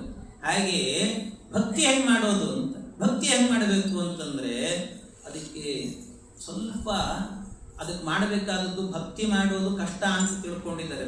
ಅದರ ಮೊದಲನೇ ಮೆಟ್ಟಿಲು ಹೇಳ್ತೀನಿ ಅಂತ ಹೇಳ್ತಾನೆ ಭಗವಂತ. ಭಕ್ತಿಯನ್ನು ಹೇಗೆ ಮಾಡಬೇಕು, ಭಕ್ತಿ ಹೇಗೆ ಮಾಡಬೇಕು ಅಂದರೆ ಮೊದಲು ಮಾಡಬೇಕಾದ ಕೆಲಸ ಅಂತಂದರೆ ಸತಾಂ ಪ್ರಸಂಗಾತ್ ಮಮ ವೀರ್ಯ ಸಂಪದೋ. ಮೊದಲು ಮಾಡಬೇಕಾದ ಯಾವುದು ಅಂದರೆ ಸಜ್ಜನರ ಸಂಘ ಮಾಡಬೇಕಂತೆ. ಭಕ್ತಿಯ ಮೊದಲ ಮೆಟ್ಟಿಲಿದು ಅಂತ ಹೇಳ್ತಾರೆ. ಮೊದಲು ಸಜ್ಜನರ ಸಂಘ. ಎಲ್ಲೆಲ್ಲಿ ಸಜ್ಜನರು ಸೇರ್ತಾರೆ, ಭಜನೆಗಳು ನಡೀತದೆ, ಎಲ್ಲೆಲ್ಲಿ ತತ್ವಜ್ಞಾನದ ಪ್ರಸಾರ ನಡೀತದೆ, ಎಲ್ಲಿ ಭಾಗವತ ನಡೀತದೆ, ಅಲ್ಲೆಲ್ಲ ಹೋಗ್ತಿರ್ಬೇಕಂತೆ. ಅದನ್ನು ಕೇಳಿ ಕೇಳಿ ಕೇಳಿ ನಮ್ಮ ಬಾಯಿಂದ ಹೇಳಿ ಹೇಳಿ ಹೇಳಿ ಒಳಗಡೆ ಒಂದು ಭಕ್ತಿ ಹುಟ್ಟುತ್ತದಂತೆ. ಆ ಭಕ್ತಿ ಹುಟ್ಟಬೇಕು ಅಂದರೆ ಅದು ಏನಾಗುತ್ತೆ ಅಂದರೆ, ಹರಿಭಕ್ತರು ಹೇಗಿರ್ತಾರೆ ಗೊತ್ತಾ? ಹರಿಭಕ್ತರು ಮೈ ಮರೀತಾರಂತೆ. ಹರಿಭಕ್ತರು ಅಂದರೆ ದೇವರ ಕಥೆ ಕೇಳಿದ್ರೆ ಸಾಕು ಮೈ ಮರೀತಾರಂತ.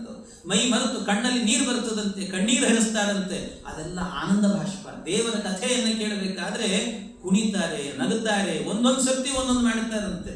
ಅದಕ್ಕೆ ಜನ್ಮ ಜನ್ಮಕ್ಕೂ ಕೂಡ ನಮಗೇನು ಬೇಕು ಅಂದರೆ ಹರಿಭಕ್ತರ ಸಂಘ ಬೇಕು ಅಂತ ಜಗನ್ನಾಥದಾಸರು ಹೇಳ್ತಾರೆ. ನಗುವರೋ ಅಳುವರೋ ನಾಟ್ಯವಾಡುವರೋ ಬಗೆಯಾರೋ ಬಡತನ ಭಾಗ್ಯ ಭಾಗವತರು ತೆಗೆಯಾರೋ ಮನ ನಿನ್ನಲ್ಲಿ ಒಮ್ಮೆಯಾದರೂ ಜಗನ್ನಾಥ ವಿಠಲ ನಿನ್ನವರೇನು ಧನ್ಯರೋ. ಪಾಂಡುರಂಗ ನಿನ್ನ ಕೊಂಡಾಡುವ ಮಂಗಳಾತ್ಮರ ಸಂಗ ಸುಖವಿತ್ತು ಕಾಯೋ ಕರುಣಾಸಾಗರ. ಸಂಗ ಸುಖವಿತ್ತು ಕಾಯೋ ಕರುಣಾಸಾಗರ. ಭಗವಂತನಲ್ಲಿ ಕೇಳಬೇಕಾಗಿದ್ದೀನೇನಂತ ಮತ್ತೇನು ಅಂದರೆ ಪ್ರತಿ ಜನ್ಮ ಜನ್ಮದಲ್ಲೂ ಕೂಡ ಹರಿಭಕ್ತಿಯನ್ನು ಕೊಟ್ಟು ಉದ್ಧಾರ. ಇಂಥವರ ಸಂಘ ಸುಖವಿತ್ತು ಕಾಯೋ ಕರುಣಾಸಾಗರ. ನಿನ್ನನ್ನು ಕೊಂಡಾಡುವ ಭಕ್ತರು ಅಂತೇನಿದ್ದಾರಲ್ಲ, ಹೇಗಿರ್ತಾರೆ ಅವರು ಅಂದರೆ ನಗುವರು ಅಳುವರು ನಾಟ್ಯವಾಡುವರು ಅಂತ. ನಿನ್ನ ಕಥೆ ಕೇಳ್ತಿದ್ರೆ ಅವರಿಗೆ ಒಂದೊಂದು ಸರ್ತಿ ನಗು ಬರ್ತದೆ, ಒಂದೊಂದು ಸರ್ತಿ ಕುಣಿತಾರಂತೆ, ಏನಾಗ್ತಾರೆ ಗೊತ್ತಾಗೋದಿಲ್ಲ. ಈ ದೇವರ ಕಥೆ ಇದೆಯಲ್ವ ಹೇಗೆ ಮಾಡುತ್ತದೆ ಅನ್ನೋದಕ್ಕೆ ಇಲ್ಲೇ ಹತ್ತಿರದಲ್ಲಿ ಕೊಪ್ಪಳ ಅಂತ ಊರಿದೆ, ಮಾದ್ನೂರು ಅಂತ ನೋಡಿರ್ತೀರ. ವಿಷ್ಣು ತೀರ್ಥರು ಅಂತ, ಮಾದ್ನೂರು ವಿಷ್ಣು ತೀರ್ಥರು. ಅವರು ಪ್ರತಿನಿತ್ಯ ಏನು ಮಾಡ್ತಿದ್ರಂತೆ, ಬೆಳಿಗ್ಗೆ ಸಂಧ್ಯಾ ವಂದನೆ ಎಲ್ಲ ದೇವ್ರ ಪೂಜೆ ಎಲ್ಲ ಮುಗಿಸ್ಕೊಂಡ್ಬಿಟ್ಟು ಒಂದು ಕೋಣೆ ಇತ್ತು ಮನೆ ಒಳಗೆ, ಆ ಕೋಣೆ ಒಳಗೆ ಹೋಗಿಬಿಡೋದಂತೆ. ಒಳಗೆ ಹೋಗಿ ಏನು ಬಾಗಿಲು ಹಾಕ್ಕೊಂಡ್ಬಿಡ್ತಿದ್ರು, ಎಷ್ಟೊತ್ತಾದರೂ ಬರ್ತಿರ್ಲಿಲ್ಲ. ಯಾರೋ ಒಂದು ದಿವಸ ಮನೆಗೆಲ್ಲ ಬಹಳ ಜನ ಬಂದಿದ್ರಂತೆ, ಬಂಧುಗಳೆಲ್ಲ ಬಂದಿದ್ರು. ಇವರು ಬಡ ಬಡ ಸಂಧ್ಯಾ ವಂದನೆ ದೇವ್ರ ಪೂಜೆ ಎಲ್ಲ ಮುಗಿಸಿದ್ರು, ಒಳಗೆ ಹೋಗ್ಬಿಟ್ರು. ಇವರು ರೂಮಲ್ಲಿ ಕೋಣೆ ಒಳಗೆ ಹೋಗ್ಬಿಟ್ರು, ಬಾಗಿಲು ಹಾಕೊಂಡು.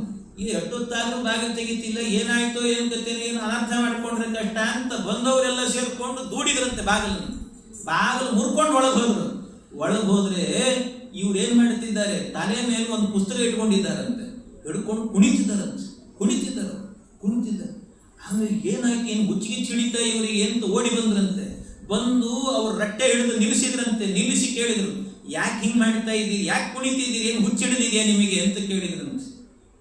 ಅವ್ರು ಹೇಳಿದ್ರು, ಅಡಿವ್ಯಾಚಾರ್ಯರು ಇದಕ್ಕೆ ನಾನು ಬಾಗಿಲು ಹಾಕ್ಕೊಳ್ತೀನಿ ಅಂದರು. ಇದಕ್ಕೆ ಬಾಗಿಲು ಹಾಕ್ಕೊಂಡಿರ್ತೀನಿ. ಯಾಕೆ ಅಂದರೆ ನಾನೇನು ಮಾಡಲಿ ನನಗೆ ಹುಚ್ಚಿಡಿತದೆ ಅಂತ, ನನಗೆ ಹುಚ್ಚಿಡಿತದೆ ಅಂತ. ಯಾಕೆ ಅಂದರೆ ಈ ಭಾಗವತ ಪುಸ್ತಕ ಇದೆಯಲ್ವ, ಆ ಭಾಗವತದಲ್ಲಿರುವಂತಹ ಭಗವಂತನ ಗುಣಗಾನಗಳನ್ನು ಒಂದೊಂದು ಓದುವಾಗಲೂ ಕೂಡ ನನ್ನ ತಲೆಗೆ ಏರ್ತದೆ. ಅದೆಲ್ಲ ಏರಿದಾಗ ಭಗವಂತನ ಮಹಿಮೆ ತಿಳಿಬೇಕಾದ್ರೆ ತಡಿಲಿಕ್ಕಾಗಲ್ಲ ನನಗೆ, ಅದು ಸಂತೋಷವಾಗಿ ಕುಣಿಬೇಕು ಅನ್ನಿಸ್ತದೆ. ಅದಕ್ಕೆ ಬಾಗಿಲು ಹಾಕ್ಕೊಂಡು ಕುಣಿತೀನಿ ಅಂತಂದ್ರೆ, ಅದಕ್ಕೆ ಬಾಗಿಲು ಹಾಕ್ಕೊಳ್ತೀನಿ. ಎಷ್ಟರ ಮಟ್ಟಿಗೆ ಅಂದರೆ ದೇವರ ನಾಮ ಅದು ಒಂದೊಂದು ಪರಮಾತ್ಮನ ನಾಮಗಳು ತಲೆ ಹಿಡಿತು ಅಂತ ಹುಚ್ಚಿಡಿದು ಬಿಡುತ್ತದಂತ ಹೇಳ್ತಾರಲ್ಲ. ಭಗವಂತನ ನಾಮ ಹುಚ್ಚು ಹಿಡಿಯಿತು ಎನಗೆ ಹುಚ್ಚು ಹಿಡಿಯಿತು, ಅಚ್ಯುತನ ನಾಮವೆಂಬ ಅಚ್ಚು ಮೆಚ್ಚು ತಲೆಗೆ ಏರಿ ಹುಚ್ಚು ಹಿಡಿಯಿತು ಎನಗೆ ಅಂತ. ಹಾಗೆ ಆ ತಲೆಗೆ ಏರ್ತದೆ, ನಾನೇನು ಮಾಡಲಿ ಅಂತರು. ಆ ರೀತಿ ನಗುವರು ಅಳುವರು ನಾಟ್ಯವಾಡುವರು ಅಂತ ಆ ರೀತಿ ಇರ್ತಾರಂತೆ ಭಕ್ತರಾದವರು. ಆದ್ರಿಂದ ಅಂತ ಭಕ್ತರ ಸಂಘ ಎನ್ನುವಂತಹದ್ದಾಗಬೇಕು ಅಂತ ಹೇಳ್ತಾರೆ. ಭಕ್ತರ ಸಂಘ ಆಗಬೇಕು, ಅದನ್ನು ಮಾಡುವಂತ. ಆಮೇಲೆ ಏನಾಗ್ತದೆ ಗೊತ್ತಿಲ್ಲದೆ ನಮ್ಮಲ್ಲೇ ಭಕ್ತಿ ಹುಡ್ತದಂತೆ.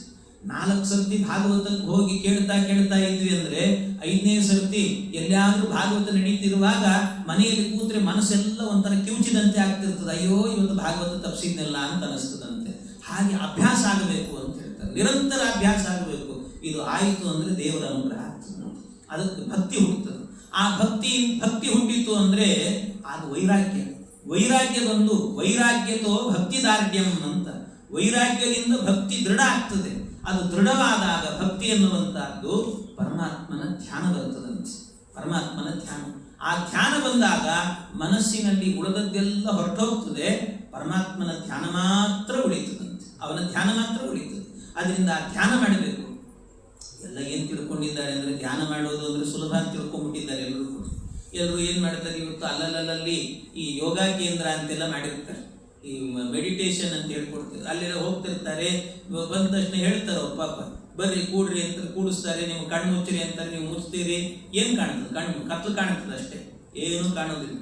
ಧ್ಯಾನ ಅಂದರೆ ಒಳಗಡೆಯಿಂದ ಬೆಳಕು ಕಾಣಬೇಕು, ಬೆಳಕು ಕಾಣುವಂತಹದನ್ನ ಧ್ಯಾನ ಅಂತ ಹೇಳ್ತಾರೆ. ನೀವು ಮಾಡೋದು ಯಾವುದು ಧ್ಯಾನ ಅಲ್ಲವೇ ಅಲ್ಲ ಅಂತ. ಧ್ಯಾನ ಅಂದರೆ ಒಳಗೆ ಬೆಳಕು ಕಾಣಬೇಕಂತ. ವ್ಯಾವೃತ್ತ ಚಕ್ಷು ಅಂತ ಉಪನಿಷತ್ತು ಹೇಳುತ್ತದೆ. ಆ ಕಣ್ಣಿನ 2 ಗುಡ್ಡೆಗಳು ಒಳಗೆ ತಿರುಗಿ ಒಳಗಡೆ ಅಂತರಂಗದಲ್ಲಿ ಭಗವಂತನನ್ನು ಕಾಣಬೇಕಂತೆ. ಅಂತಹ ಸ್ಥಿತಿಗೆ ಹೋಗಬೇಕು ಧ್ಯಾನ ಅಂದ್ರೆ. ಇದು ಸುಲಭದ ಮಾತಲ್ಲ ಅಂತ ಗೋಪಾಲದಾಸರು ಹೇಳ್ತಾರೆ, ಸುಲಭದ ಮಾತಲ್ಲ ಇದು.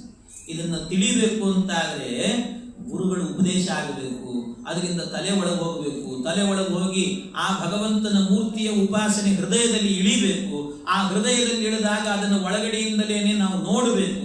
ಇದೆಲ್ಲ ಸುಲಭತೆ, ಅಷ್ಟು ಸುಲಭ ಇದೆ.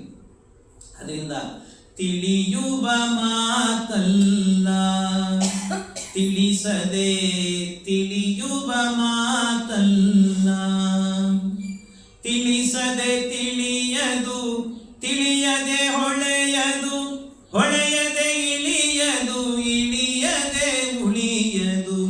ತಿಳಿಯುವ ಮಾತಲ್ಲ, ತಿಳಿಸದೆ ತಿಳಿಯುವ ಮಾತಲ್ಲ. ಈ ಧ್ಯಾನ ಅನ್ನುವ ಪ್ರಕ್ರಿಯೆ ಇದೆಯಲ್ವಾ, ಇದು ತಿಳಿಯುವ ಮಾತಲ್ಲ. ನಾನೇ ಕಣ್ಣು ಮುಚ್ತೀನಿ ಎಲ್ಲೋ ಮೆಡಿಟೇಷನ್ಗೆ ಹೋಗ್ತೀನಿ ಅಂದ್ರೆ ಆಗಲ್ಲಂತೆ. ತಿಳಿಸದೆ ತಿಳಿಯದು, ತಿಳಿಸ್ಬೇಕು. ಯಾರಾದ್ರೂ ಜ್ಞಾನಿಗಳು ದೊಡ್ಡ ಗುರುಗಳು ಬಂದು ನಮ್ಮನ್ನು ಉದ್ಧಾರ ಮಾಡ್ತೇನೆ ಅಂತ ತಿಳಿಸ್ಬೇಕಂತೆ. ತಿಳಿಸದೆ ತಿಳಿಯದು, ತಿಳಿಯದೇನೆ ನಮ್ಮ ತಲೆಗೆ ಹೊಳೆಯದು. ತಿಳಿಯದೆ ಹೊಳೆಯದು, ಹೊಳೆಯದೆ ಇಳಿಯದು, ಇಳಿಯದೆ ಉಳಿಯದು. ಯಾವುದು ಇರುವುದಿಲ್ಲ. ಆದ್ರಿಂದ ಭಗವಂತನ ರೂಪದ ಧ್ಯಾನ ಇದೆಲ್ಲ ಬರಬೇಕು ಅಂತಾದ್ರೆ ಅದಕ್ಕೆ ಮುಖ್ಯವಾಗಿ ಬೇಕಾಗಿರುವಂತಹದ್ದೇನು ಅಂತಂದ್ರೆ ಪರಮಾತ್ಮನ ಧ್ಯಾನ. ಆ ಧ್ಯಾನದ ಸ್ಥಿತಿಗೆ ಹೋಗಬೇಕು. ಇದು ಮಾಡಿದಾಗ ಮನಸ್ಸು ಶುದ್ಧವಾಗುತ್ತೆ. ಶುದ್ಧವಾಯಿತು ಅಂತಾದ್ರೆ ಆಗ ಆ ಪರಮಾತ್ಮನಲ್ಲಿ ಭಕ್ತಿ ಹುಟ್ಟುತ್ತದೆ, ಆಗ ಬಿಡುಗಡೆ ಎನ್ನುವಂತಹದ್ದಾಗತ್ತೆ. ಹಾಗಾಗಿ ಬಂಧನ ಮತ್ತು ಬಿಡುಗಡೆ ಎನ್ನುವಂತಹದ್ದು ಹೀಗಿರುತ್ತೆ ಅಂತ ಪರಮಾತ್ಮ ನಿರೂಪಣೆ ಮಾಡಿದ. ಎಲ್ಲ ಕೇಳಿದ ಮೇಲೆ ಆಗ ಅವಳು ಹೇಳ್ತಾಳೆ, ಸ್ವಾಮಿ ಹೌದು, ಆದರೆ ಈ ಸಂಸಾರದಲ್ಲಿ ಇದ್ಬಿಟ್ಟಿನಲ್ಲೀಗ. ಸಂಸಾರದಲ್ಲಿ ಇದ್ದಾಗ ಮನಸ್ಸು ಅದು ಆ ಕಡೆ ಹೋಗ್ಲಿಕ್ಕೆ ಒಪ್ಪಲ್ಲ. ಅದು ಪಂಜರದ ಗಿಣಿಯಂತೆ ಅಂತ ಹೇಳ್ತಾರೆ.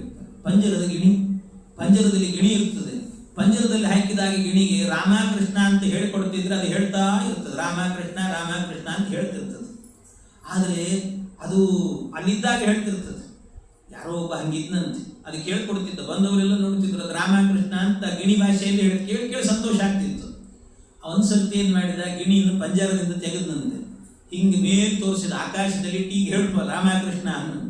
ಅದು ರೆಕ್ಕೆ ಗೊತ್ತಿತ್ತು, ಆಕಾಶ ನೋಡಿತು, ರೆಕ್ಕೆ ಬೀಸಿತು. ಒಂದ್ಸರ್ತಿ ಮೇಲೆ ಹಾರಿತು, ನೋಡ್ರಿ ರಾಮ ಇಲ್ಲ ಕೃಷ್ಣ ಇಲ್ಲ, ಅಲ್ಲ ಗೋವಿಂದ, ಮುಗೀತು, ಯಾವುದಿಲ್ಲ. ಹಾಗೆ ನಮ್ಮ ಸ್ಥಿತಿಯು ಹೇಗೆ ಅಂದರೆ, ಉಪನ್ಯಾಸ ಕೂತಿರ್ತೀವಲ್ವ, ಪಂಜರದ ಗಿಣಿ ಇದ್ದಾಗಿರ್ತೀವಿ ನಾವು. ಉಪನ್ಯಾಸ ಕೂತಾಗ ಹೌದು ಆಚಾರ್ಯ ನೀವು ಹೇಳಿದ್ದು ಸರಿ, ಇವತ್ತಿನಿಂದ ನಾವು ಧ್ಯಾನ ಮಾಡಬೇಕು, ನಾವು ಹಾಗಿರಬೇಕು ಹೀಗಿರಬೇಕು ಅಂತ ಮನಸ್ಸಿಗೆ ಅನಿಸ್ತದೆ.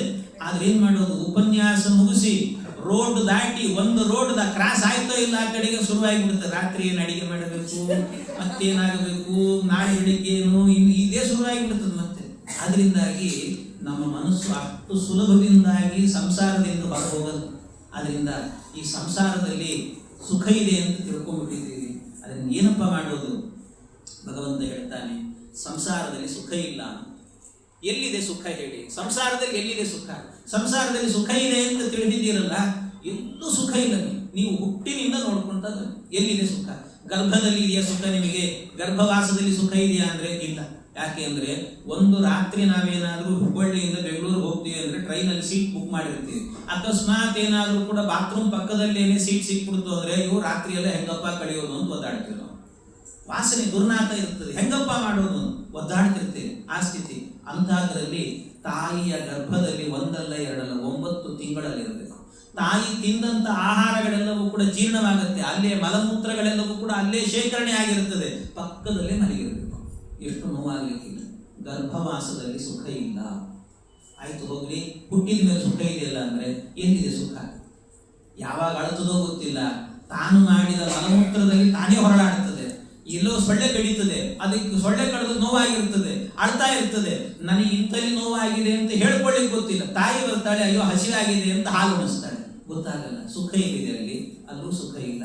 ಮಗುವಾಗಿದ್ದಾಗ ಸುಖ ಇಲ್ಲ. ಅಲ್ಲಿ ಸ್ವಲ್ಪ ದೊಡ್ಡದಾದ ಮೇಲೆ ಅಲ್ಲಿ ಸುಖ, ಅಲ್ಲೂ ಎಲ್ಲಿದೆ ಸುಖ? ನೀವು ದೊಡ್ಡವನಾಗ್ತಾ ಇದ್ದಂತೆ ಮನೆಯಲ್ಲೆಲ್ಲ ಬೈಲಿಕ್ಕೆ ಶುರು ಮಾಡ್ತಾರೆ. ಹುಡುಗ ಅಂತ ಆದ್ರೆ ನೋಡು, ನೀನೇನಾದ್ರು ಚೆನ್ನಾಗಿ ಓದ್ಲಿಲ್ಲ ಅಂದ್ರೆ, ಒಳ್ಳೆ ಪ್ಯಾಕೇಜ್ ಇರ್ಲಿಲ್ಲ ಅಂದ್ರೆ ನಾಳೆ ನಿನಗೆ ಹುಡುಗಿ ಕೊಡಲ್ಲ, ಮದುವೆ ಆಗಲ್ಲ, ಹೆದರ್ಸ್ಲಿಕ್ಕೆ ಶುರು ಮಾಡಿಬಿಡ್ತಾರೆ, ಹಿಂಸೆ ಕೊಡ್ತಾರೆ ಮನೆಯಲ್ಲೆಲ್ಲ. ಏನ್ ಮಾಡಬೇಕು? ಓದಬೇಕು ಅಂತ ಏನಾದ್ರೂ ಸಾಧನೆ ಮಾಡೋದು. ಒದ್ದಾಟ.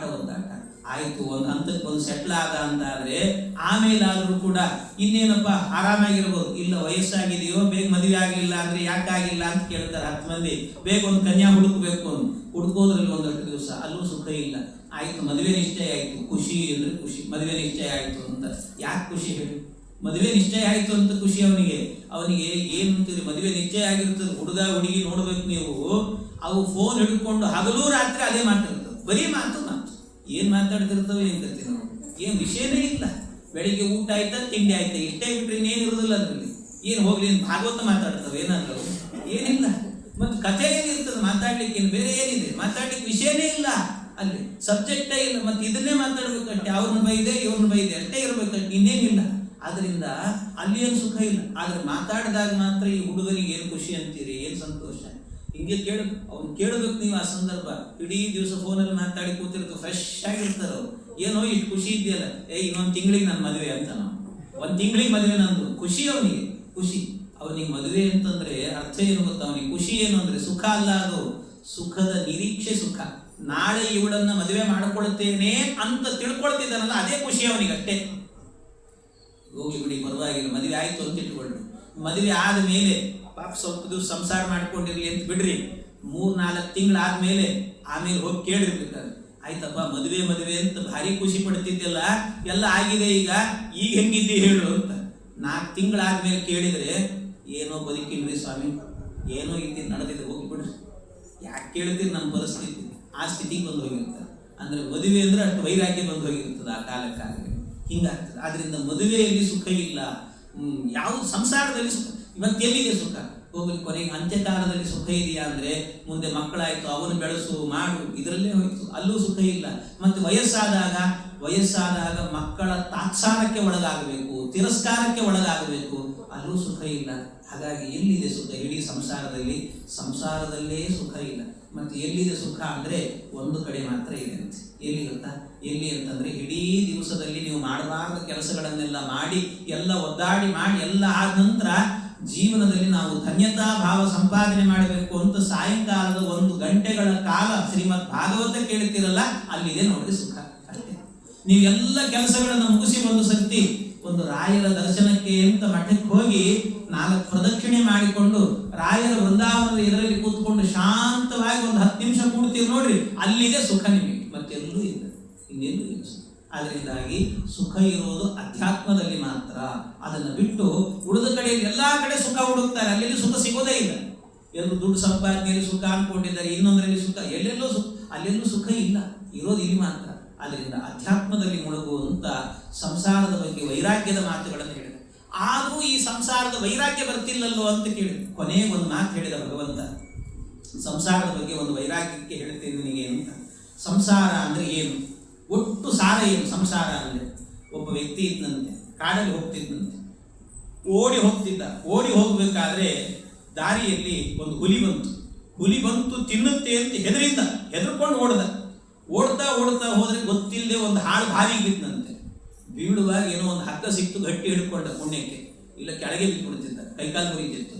ಅಷ್ಟರಲ್ಲಿ ಆ ಹುಲಿ ಅಲ್ಲಿ ತನಕ ಬಂದು ನಿಂತುಕೊಳ್ತು. ನೋಡ್ತಾ ಇದೆ, ಮೇಲಿಂದ ನೋಡ್ತಿದೆ, ಮೇಲೆ ಬಾರೋ ನೀನು ತಿಂತೀನಿ ಅಂತ ಕಾಯ್ತಾ ಇದ್ದೀನಂತೆ. ಅಂತೂ ನನ್ನ ಜೀವ ಉಳಿತು ಅಂತ ಅವನು ಅಲ್ಲೇ ಹಗ್ಗ ಹಿಡ್ಕೊಂಡು ನಿಂತಿದ್ದಾನೆ. ನಿಂತಿರ್ಬೇಕಾದ್ರೆ ನೋಡ್ದ, ಕೆಳಗಿಳಿದಾದ್ರೂ ಹೋಗಿಬಿಡೋಣ ಅಂತ ಕೆಳಗೆ ನೋಡ್ದ. ಒಂದು ಸರ್ತಿ ಸಾವಿರಾರು ಸರ್ಪಗಳು ಮೇಲ್ ಹಾಕ್ತಾ ಇದ್ದಾವಂತೆ. ಕೆಳಗೆ ಹೋದ್ರೆ ಸರ್ಪ ಕಚ್ಚುತ್ತದೆ, ಅಯ್ಯೋ ಬೇಡಪ್ಪ ಅನ್ಕೊಂಡ. ಇಲ್ಲೇ ಇದ್ದು ಬಿಡೋಣ ಅಂತ ಗಟ್ಟಿ ಹಿಡ್ಕೊಂಡ. ಸರಿ ಹಿಡ್ಕೊಂಡಿದ್ದಾನಲ್ಲ ಹಗ್ಗ, ಏನು ಅಂತ ನೋಡಿದ್ರೆ ಹಿಡಿದದ್ದು ಬೇರೆ ಏನಲ್ಲ, ಅದು ಒಣಗಿದ ಬಳ್ಳಿ ಹಿಡ್ಕೊಂಡಿದ್ದಾನಂತೆ.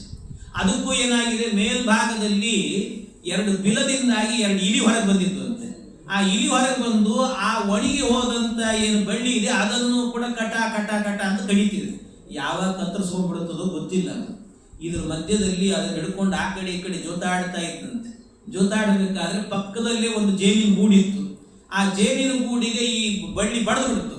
ಬಡದ ಕೂಡಲೇ ಇಡೀ ಹೆಜ್ಜೆಯನ್ನು ಹಾರಿತು ನೋಡ್ರಿ, ಮೈಯೆಲ್ಲ ಕಚ್ಚಲಿಕ್ಕೆ ಶುರು ಮಾಡಿತ್ತು. ಇಷ್ಟು ಕಚ್ಚಿತು, ಹಿಂಸೆ, ಪರಮ ಹಿಂಸೆ. ಇದರ ಮಧ್ಯದಲ್ಲಿ ಆ ಜೇನಿನ ಗೂಡಿಗೆ ಬಡದಾಗ ಆ ಜೇನಿನ ಗೂಡಿನಿಂದ ಆ ಜೇನಿನ ರಸ ಒಂದೊಂದೇ ಹನಿ ಕೆಳಗೆ ಬೀಳ್ತಾ ಇತ್ತಂತೆ. ಅದು ಬೀಳಬೇಕಾದ್ರೆ ಅಕಸ್ಮಾತ್ ಇವನ ನಾಲಿಗೆ ಮೇಲೆ ಒಂದು ಹನಿ ಬಿತ್ತಂತೆ. ಬಿದ್ದಾಗ ಆಹಾ ಎಷ್ಟು ರುಚಿಯಾಗಿದೆಯಲ್ಲ ಈ ಜೇನು ತಂದ್ಕೊಂಡಂತೆ.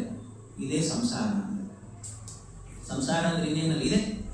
ನೀವು ಹೊರಗೆ ಹೋದ್ರೆ ಹುಲಿಯಂತೆ ನಿಮ್ಮನ್ನೆಲ್ಲ ತಿನ್ನಬೇಕು ಅಂತ ಜಗತ್ತೆಲ್ಲ ಕಾಯ್ತಿರ್ತದಂತೆ. ಇಲ್ಲ ಮನೆ ಒಳಗೆ ಇರೋಣ ಅಂದ್ರೆ ಗೊತ್ತಿಲ್ಲ ನಮಗೆ, ನಮ್ಮವರೇ ನಮಗೆ ವಿಷಜಂತುಗಳಾಗಿ ಕಚ್ಚಲಿಕ್ಕೆ ಕಾಯ್ತಾ ಇರ್ತಾರೆ, ನಮ್ಮವರೇ ಇರ್ತಾರೆ. ಇನ್ನು ಮನೆಯಲ್ಲೇನೆ ನಮಗೆ ಮಕ್ಕಳು ಮರಿಗಳು ಅವು ಇವು ಜೇನಿನಂತೆ ಮೈ ಮುತ್ತಿಬಿಟ್ಟಿರ್ತಾವಂತೆ. ಯಾವಾಗ ಯಾರು ನಮ್ಮನ್ನ ಇಲಿಯಂತೆ ಕಡಿದು ಕತ್ತರಿಸಿ ಕೆಳಗೆ ಹಾಕ್ತಾರೋ ಗೊತ್ತಿಲ್ಲ ನಮಗೆ. ಇಂತಹ ಸ್ಥಿತಿ ನಮ್ಮ ಸುತ್ತಲೂ ಇರ್ತದಂತೆ. ಇದ್ರ ಮಧ್ಯದಲ್ಲಿ ಸಂಸಾರದಲ್ಲಿ ಒಂದು ಸಣ್ಣ ಸುಖ ಕೊಡ್ತಾನೆ ಭಗವಂತ. ಆ ಸುಖವನ್ನೇ ತಿಳ್ಕೊಂಡು ಆಹಾ ನನ್ನ ಸಂಸಾರ ಎಷ್ಟು ಚೆನ್ನಾಗಿದೆಯಲ್ಲ ಅಂತ ತಿಳಿತೀವಿ. ಅದರಿಂದ ಸಂಸಾರದಲ್ಲಿ ಸುಖ ಇಲ್ಲ ಅಂತ ಈ ರೀತಿ ಸಂಸಾರದ ಬಗ್ಗೆ ವೈರಾಗ್ಯದ ಮಾತುಗಳನ್ನು ಹೇಳಿದ ಭಗವಂತ. ಇದನ್ನೆಲ್ಲ ಕೇಳ್ತಾ ಕೇಳ್ತಾ ಹರಿಧ್ಯಾನದಲ್ಲಿ ನಿರತಳಾದು ಕುಳಿತ ಜಾಗದಲ್ಲಿ ಮೋಕ್ಷವನ್ನು ಕೊಟ್ಟಂತೆ ಪರಮಾತ್ಮ. ಆ ಜಾಗಕ್ಕೇನೆ ಮಾತೃಗಯ ಅಂತ ಹೆಸರಂತೆ. ತಾಯಿಗೆ ಮೋಕ್ಷವನ್ನು ಕೊಟ್ಟಂತ ಸ್ಥಳ ಅದು ಅಂತ ಹೇಳ್ತಾರೆ. ಈ ರೀತಿಯಲ್ಲಿ ಮೋಕ್ಷ ಕೊಟ್ಟ ಭಗವಂತ. ಮೋಕ್ಷ ಕೊಟ್ಟಾದ ನಂತರ ಇದು ದೇವಭೂತಿಯ ಚರಿತ್ರೆ ಮುಗಿಯಿತು. ಆಮೇಲೆ ಆಕೂತಿ ದೇವಿ ಅಂತಿದ್ದು.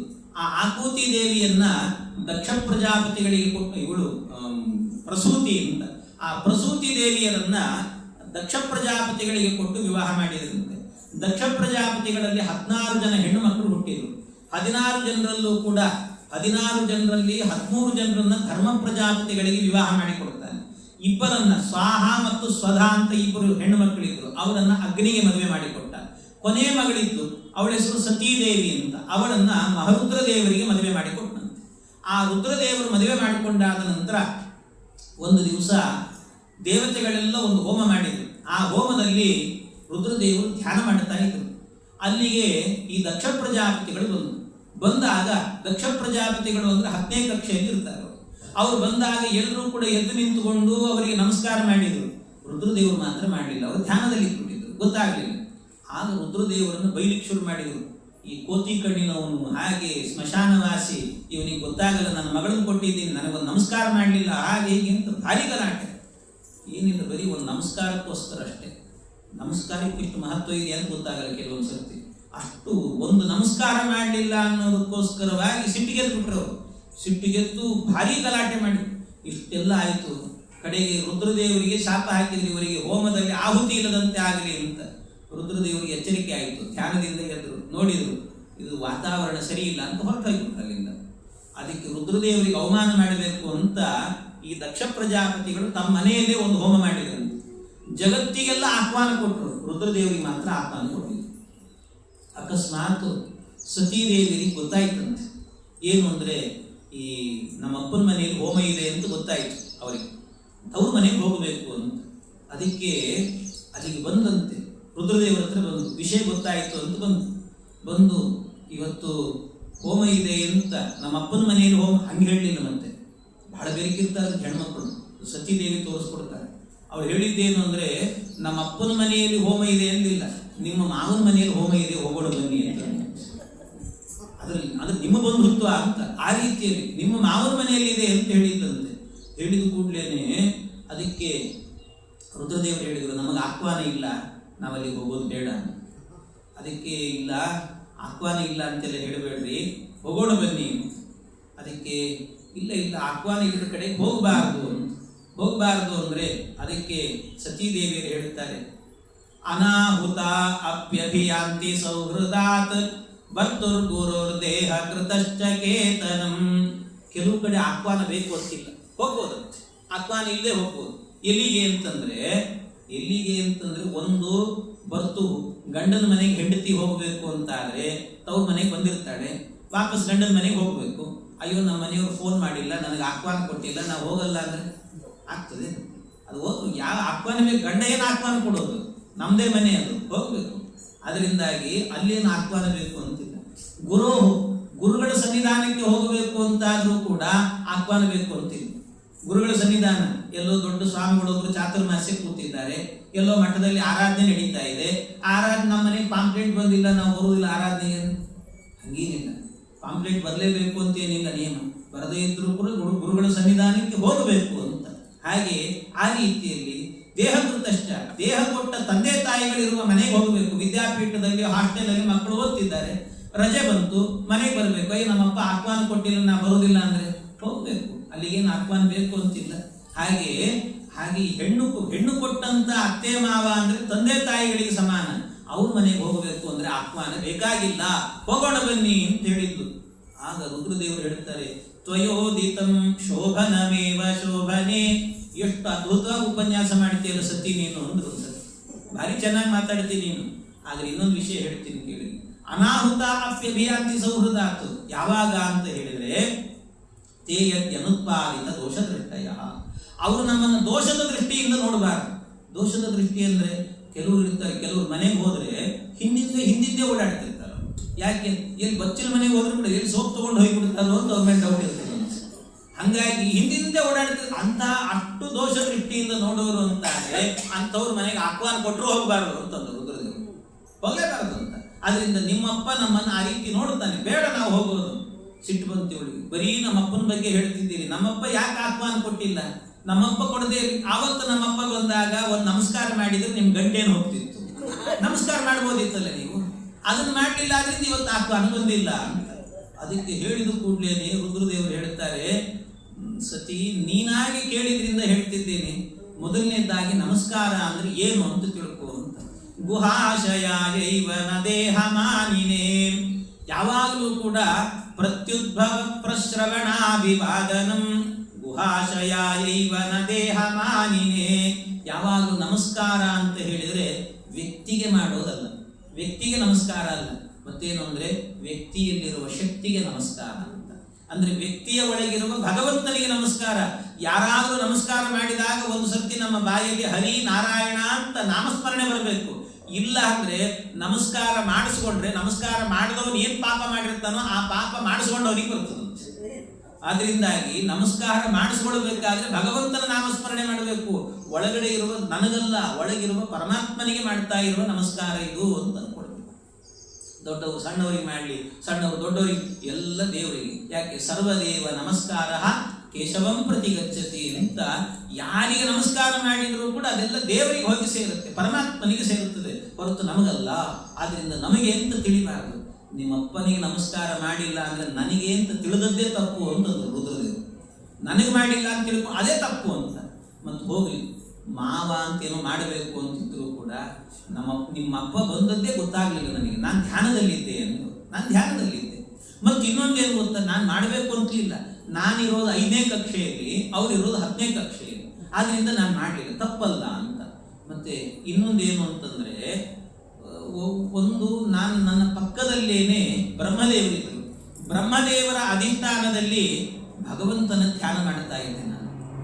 ಒಂದು ಮಹಾತ್ಮರ ಅಧಿಷ್ಠಾನದಲ್ಲಿ ನಮಸ್ಕಾರ ಮಾಡುವಾಗ ದೇವರಿಗೆ ಕೆಳಗಿನ ಅಧಿಷ್ಠಾನದಲ್ಲಿ ಮಾಡಬೇಕು ಅಂತಿಲ್ಲ. ಒಬ್ಬರು ಸ್ವಾಮಿಗಳು ಬಂದಿರ್ತಾರೆ, ಪಕ್ಕದಲ್ಲೇ ಇನ್ನೊಬ್ಬರು ವಿದ್ವಾಂಸರು ಇರ್ತಾರೆ ಸ್ವಾಮಿಗಳ ಜೊತೆ. ಯಾರಿಗೆ ಮೊದಲು ನಮಸ್ಕಾರ ಮಾಡಬೇಕು? ಸ್ವಾಮಿಗಳಿಗೆ ಮಾಡಬೇಕು. ಯಾಕೆಂದ್ರೆ ಹೆಚ್ಚಿನ ಅಧಿಷ್ಠಾನ. ಅದರಿಂದ ವಿದ್ವಾಂಸರೇ ಸ್ವಾಮಿಗಳಿಗೆ ಮಾಡಿ, ನನಗೆ ಯಾಕೆ ಮಾಡಲಿಲ್ಲ ಸಿಟ್ಟು ಮಾಡಿಕೊಂಡ್ರೆ ತಪ್ಪೋದು, ಹಂಗೆ ಮಾಡ್ಕೋಬಾರ್ದು. ಯಾಕೆಂದ್ರೆ ಸ್ವಾಮಿಗಳೇ ಮುಖ್ಯ ಅಲ್ಲಿ ಅಂತ. ಹಾಗೆ ಬ್ರಹ್ಮದೇವರು ಇರಬೇಕಾದ್ರೆ ಅವರ ಅಂತರ್ಯಾಮಿಯಾದ ಭಗವಂತನಿಗೆ ನಮಸ್ಕಾರ ಮಾಡುವಾಗ 10ನೇ ಕಕ್ಷೆಯಲ್ಲಿರುವಂತಹ ನಿಮ್ಮಪ್ಪನ ಒಳಗಿರುವಂಥ ದೇವರಿಗೆ ನಮಸ್ಕಾರ ಮಾಡಲಿಲ್ಲ ಅಂತ ಬೇಜಾರು ಮಾಡ್ಕೊಂಡ್ರೆ ನಿಮ್ಮಪ್ಪನ ತಪ್ಪು, ನಂದಲ್ಲ ಅಂತ. ಹಾಗಾಗಿ ನಾನು ಶುದ್ಧ ಅಂತಂದ್ರು ರುದ್ರದೇವರು. ಇಷ್ಟು ಹೇಳಿದಾಗ ಸತೀದೇವಿಯರು ಹೇಳ್ತಾರೆ, ಪರವಾಗಿಲ್ಲ, ಹಾಗಾದ್ರೆ ನಾನೇ ಏನ್ ಮಾಡ್ತೇನೆ ಅಂತಂದ್ರೆ ನಿಮ್ಮನ್ನು ಬಿಟ್ಟು ನಾನೇ ಹೋಗಿಬಿಡುತ್ತೇನೆ ಅಂತ. ನಾನೇ ಹೋಗ್ತೇನೆ ಅಂತಂದಾಗ ಆಗ ರುದ್ರದೇವರು ಹೇಳಿದ್ರು, ಬೇಡ ನೀನು ಹೋಗಬೇಡ ಅಂದ್ರು. ಇಲ್ಲ ಹೋಗೇ ಹೋಗ್ತೇನೆ ಅಂತ ಹಠ ಮಾಡಿ ಹೊರಟು ಬಿಟ್ರಂತೆ. ಹಠ ಮಾಡಿ ಹೋದಾಗ ಅಲ್ಲಿ ರುದ್ರದೇವರು ಹೇಳಿದರು ಬೇಡ ಅಂತ, ಕೇಳಲಿಲ್ಲ, ಹೋದ್ರೆ ಆ ತವ್ರ ಮನೆಯಲ್ಲಿ ಯಾರಾದ್ರೂ ಬಂದ್ರೆ ಒಳಗೆ ಬಾ ಅಂತಾದ್ರೆ ಹೇಳಬೇಕಲ್ಲ, ಕರಿಲೂ ಇಲ್ಲ, ಅಷ್ಟು ಅವಮಾನ ಮಾಡಿದ್ರು. ಆದರೂ ಪರವಾಗಿಲ್ಲ. ಈ ಹೆಣ್ಣು ಮಕ್ಕಳಿಗೆ ಏನು ಅಂದ್ರೆ ತವ್ರ ಮನೆ ವ್ಯಾಮೋಹ ಇರ್ತದಂತೆ. ತವ್ರ ಮನೆ ವ್ಯಾಮೋಹ ಅದೇನೋ ಎಂತೋ. ಅಲ್ಲಿ ಹೋದ್ರೆ ತವ್ರ ಮನೆಗೆ ಹೋದಾಗ ಅವ್ರು ಕೊಡೋದೇನೋ ಒಂದು ಸಣ್ಣದೊಂದು ಅರ್ಶನ ಕುಂಕುಮ ಕೊಟ್ಟಿರ್ತಾರೆ ಅಷ್ಟೇ, ಇನ್ನೇನು ಕೊಟ್ಟಿರಲ್ಲ. ಆದ್ರೂ ತವ್ರ ಮನೆಯದು ಅಂತ ಒಂದು ಸಂತೋಷ, ಖುಷಿ ಅಂತ ಅದು ಹೋಗ್ತಾರಂತೆ, ಸಂತೋಷದಿಂದ ಹೋಗ್ತಾರಂತೆ ತವ್ರ ಮನೆಗೆ. ಹಾಗೆ ಸತೀದೇವಿಯು ಕೂಡ ತವ್ರ ಮನೆಗೆ ಹೋಗ್ಬೇಕು, ಏನಾದ್ರೂ ಉಡುಗೊರೆ ಕೊಡ್ತಾರೆ ಇಸ್ಕೊಂಡ್ಬರಬೇಕು ಅಂತ ಹೋಗಿದ್ದಂತೆ. ಆಯ್ತು ಅಂತ ಹೋದ್ದು. ಅಲ್ಲೆಲ್ಲ ಅವ್ರ ಅಕ್ಕಂದ್ರು ಎಲ್ಲ ಬಂದಿದ್ರು, ಭಾವಂದ್ರು ಎಲ್ಲ ಬಂದಿದ್ರು. ಎಲ್ಲರೂ ಕೂಡ ನೋಡಿದ್ರು, ಸಂತೋಷ ಆಯ್ತು. ಆ ಅಕ್ಕಂದ್ರಿಗೆಲ್ಲ ಕರೆದು ಪ್ರಸೂತಿ ದೇವಿ ಒಂದು ಕವರಲ್ಲಿ ಹಾಕಿ ಸೀರೆ ಕೊಡ್ತಾ ಇದ್ದಂತೆ ಎಲ್ರಿಗೂ ಕೂಡ. ಕುಂಕುಮ ಹಚ್ಚೋದು, ಸೀರೆ ಕೊಡೋದು ಎಲ್ರಿಗೂ ಕೂಡ, ಎಲ್ಲ ಮಕ್ಕಳಿಗೂ ಸೀರೆ ಕೊಟ್ಟಂತೆ. ಈ ಸತೀದೇವಿನೂ ನಿಂತುಕೊಂಡು ಹತ್ರದಲ್ಲಿ ಹೋಗಿ ನನಗೂ ಕೊಡ್ತಾರೋ ಏನೋ ಅಂತ ಪಾಪ. ಆದರೂ ಕೂಡ ಮತ್ತೆ ಬಂದಿದ್ದಾಳೆ ಇಲ್ಲ ಅನ್ಬಾರ್ದು ಅಂತ ಸರಿ ಅಂತ ಅವಳಿಗೂ ಒಂದು ಕವರಿಗೆ ಹಾಕಿ ಒಂದು ಸೀರೆ ಕೊಟ್ರಂತ ಪಾಪ ತಗೊಂಡು. ಈ ಹೆಣ್ಣು ಮಕ್ಕಳ ಸ್ವಭಾವ ಏನು ಅಂತ, ಏನಾದ್ರೂ ಸೀರೆ ಕೊಟ್ಟು ಬಿಡ್ತಾರಲ್ಲ, ಕೊಟ್ಟು ಕೂಡ್ಲೇನೆ ಅದು ಕವರಲ್ಲಿ ಹಾಕಿ ಕೊಟ್ಟು, ಅದೇ ದೊಡ್ಡ ಸಮಸ್ಯೆ ಅವರಿಗೆ. ಯಾಕೆ ಕವರಲ್ಲಿ ಹಾಕಿರ್ತಾರೆ, ಅದು ಬಣ್ಣ ಕಾಣೋದಿಲ್ಲ, ಅದ್ರದ್ದು ಬಾರ್ಡರ್ ಕಾಣೋದಿಲ್ಲ. ಒಂದು ಸರ್ತಿ ಅದನ್ನು ಹೊರಗೆ ತೆಗೆದು ಅದ್ರ ಬಾರ್ಡರ್ ನೋಡಿ ಸರಿಗೆ ಹೇಗಿದೆ ಅಂತ ನೋಡಿಬಿಟ್ರೆ ಆಮೇಲೆ ಸಮಾಧಾನ ಅವರಿಗೆ. ಅಲ್ಲಿ ತನಕ ಸಮಾಧಾನ ಇರೋದಿಲ್ಲ ಅವರಿಗೆ. ಅದಕ್ಕೆ ಎಲ್ಲರೂ ಏನ್ ಮಾಡಿದ್ರು, ಅಲ್ಲಲ್ಲೇ ಮೂಲೆಗೆ ಹೋಗಿ ಯಾರು ನೋಡುತ್ತಿದ್ದಾರೆ ನಿಧಾನ ಒಂದೊಂದೇ ಸೀರೆ ತೆಗೆದು ಅದ್ರ ಒಳಗಿರೋ ಬಾರ್ಡರು ಗೀಡ್ರು ಎಲ್ಲ ನೋಡಿದ್ರಂತೆ. ಇಷ್ಟು ನೋಡಿ ಸಂತೋಷ ಪಡ್ತಿದ್ರು. ಅದಕ್ಕೆ ಈ ಸತೀದೇವಿನೂ ಹೊರತಲ್ಲ, ತಾನು ಒಂದ್ ಕಡೆ ನಿಂತ್ಕೊಂಡು ನಿಧಾನ ತೆಗೆದು ನೋಡಿದ್ಲು. ಬೇರೆಯವ್ರದ್ದು ನೋಡಿದ್ಲು, ಅಷ್ಟರಲ್ಲೇನೆ ಬೇರೆಯವ್ರದ್ದು ನೋಡಿದ್ಲು. ಸ್ವಲ್ಪ ಬೇಜಾರಾಯ್ತಂತೆ. ಯಾಕೆ ಅಂದ್ರೆ ತನ್ನ ಅಕ್ಕಂದರಿಗೆಲ್ಲ ರೇಷ್ಮೆ ಸೀರೆ ಕೊಟ್ಟರೆ ಇವಳಿಗೆ ಪಾರಿಸ್ಟರ್ ಕೊಟ್ಟಿದ್ರಂತ. ಅದು ಬೇಜಾರಾಯ್ತು, ಸ್ವಲ್ಪ ಅವಮಾನ ಮಾಡಿದ್ರು. ಆದ್ರೂ ಪರವಾಗಿಲ್ಲ, ತವ್ರ ಮನೆಯಲ್ಲಿದ್ದು ಅಂತ ಅನ್ಕೊಂಡು, ತವ್ರ ಮನೆಯಲ್ಲಿದ್ದು ಅಂತ ಅನ್ಕೊಂಡು ನಿಂತು. ಇನ್ನೇನು ದೇವತೆಗಳಿಗೆಲ್ಲ ಅಲ್ಲಿ ಆಹುತಿ ಕೊಡಬೇಕು ಅಂತ ಪುರೋಹಿತರೆಲ್ಲ ಆಹುತಿ ಕೊಡುತ್ತಿದ್ರು. ರುದ್ರದೇವರ ಮಂತ್ರವನ್ನ ಪರಂ ಮೃತ್ಯೋ ಅನುಪರೇ ಪಂತಾಂ ಯಷ್ಟೇ ಸ್ವಯಿತಾರೋ ದೇವಯಾನಾತ್, ರುದ್ರದೇವರಿಗೆ ಆ ಮಂತ್ರದಿಂದ ಆಹುತಿ ಕೊಡಬೇಕು ಅಂತ ಹೋಗುವಾಗ ಎಲ್ಲಿದ್ರೋ ಏನೋ ದಕ್ಷ ಪ್ರಜಾಪತಿಗಳು ಓಡಿ ಬಂದು ನಿಲ್ಲಿಸಿದ್ರಂತೆ. ಕೊಡಬೇಡ್ರಿ ರುದ್ರದೇವರಿಗೆ ಆಹುತಿ ಅಂತ, ನಾನೇ ಶಾಪ ಕೊಟ್ಟಿದ್ದೀನಿ ಅಂತ ಬೈಲಿಕ್ಕೆ ಶುರು ಮಾಡಿದ್ರು. ರುದ್ರದೇವರು ಅಂದ್ರೆ ಸ್ಮಶಾನವಾಸಿಗಳು, ಯಾವಾಗಲೂ ರುಂಡಮಾಲೆಯನ್ನು ಹಾಕೊಂಡಿರ್ತಾರೆ, ಚರ್ಮಾಂಬರಧಾರಿ, ಯಾವಾಗಲೂ ಕೂಡ ಮೈ ಮೇಲೆಲ್ಲ ಭಸ್ಮವನ್ನು ಹಾಕೊಡ್ತಿರ್ತಾರೆ, ಹೆಣವನ್ನು ಸುಟ್ಟ ಬೂದಿಯಿಂದ ಸ್ನಾನ ಮಾಡುತ್ತಾರೆ, ಹಂಗೆ ಹಿಂಗೆ ಅಂತ ಏನೇನೋ ಬೈದ್ರು ಪಾಪ. ಇಷ್ಟೆಲ್ಲ ಬೈಯುವಾಗ ಅಲ್ಲಿ ತನಕ ತಡ್ಕೊಂಡಿದ್ದಂತಹ ಏನು ಸತೀದೇವಿಯರಿದ್ದಾರೆ, ಆ ಸತೀದೇವಿಯರು ಏನು ಮಾಡಿದ್ರಂತೆ, ಆವಾಗ ಅವರು ಸ್ವಲ್ಪ ಸ್ಟ್ರಾಂಗ್ ಆಗಿಬಿಟ್ರು. ಹೆಣ್ಣು ಮಕ್ಕಳು ಪತಿವ್ರತೆಯರು ಇರ್ತಾರಲ್ಲ, ಆ ಪತಿವ್ರತೆಯರಿಗೆ ಎಲ್ಲಿ ತನಕ ಅಂತಂದ್ರೆ ಅವರಿಗೆ ಏನು ಬೇಕಾದರೂ ಸಹನೆಯಿಂದ ತಡ್ಕೊಳ್ತಾರಂತೆ. ಆದರೆ ತಮ್ಮ ಗಂಡನನ್ನೇ ತಮ್ಮ ಎದುರಿಗೆ ಬೈದ್ರು ತಡ್ಕೊಳ್ಳೋದಿಲ್ಲ. ಗಂಡನ ಬೈಬಾರ್ದು ಯಾರು ಕೂಡ.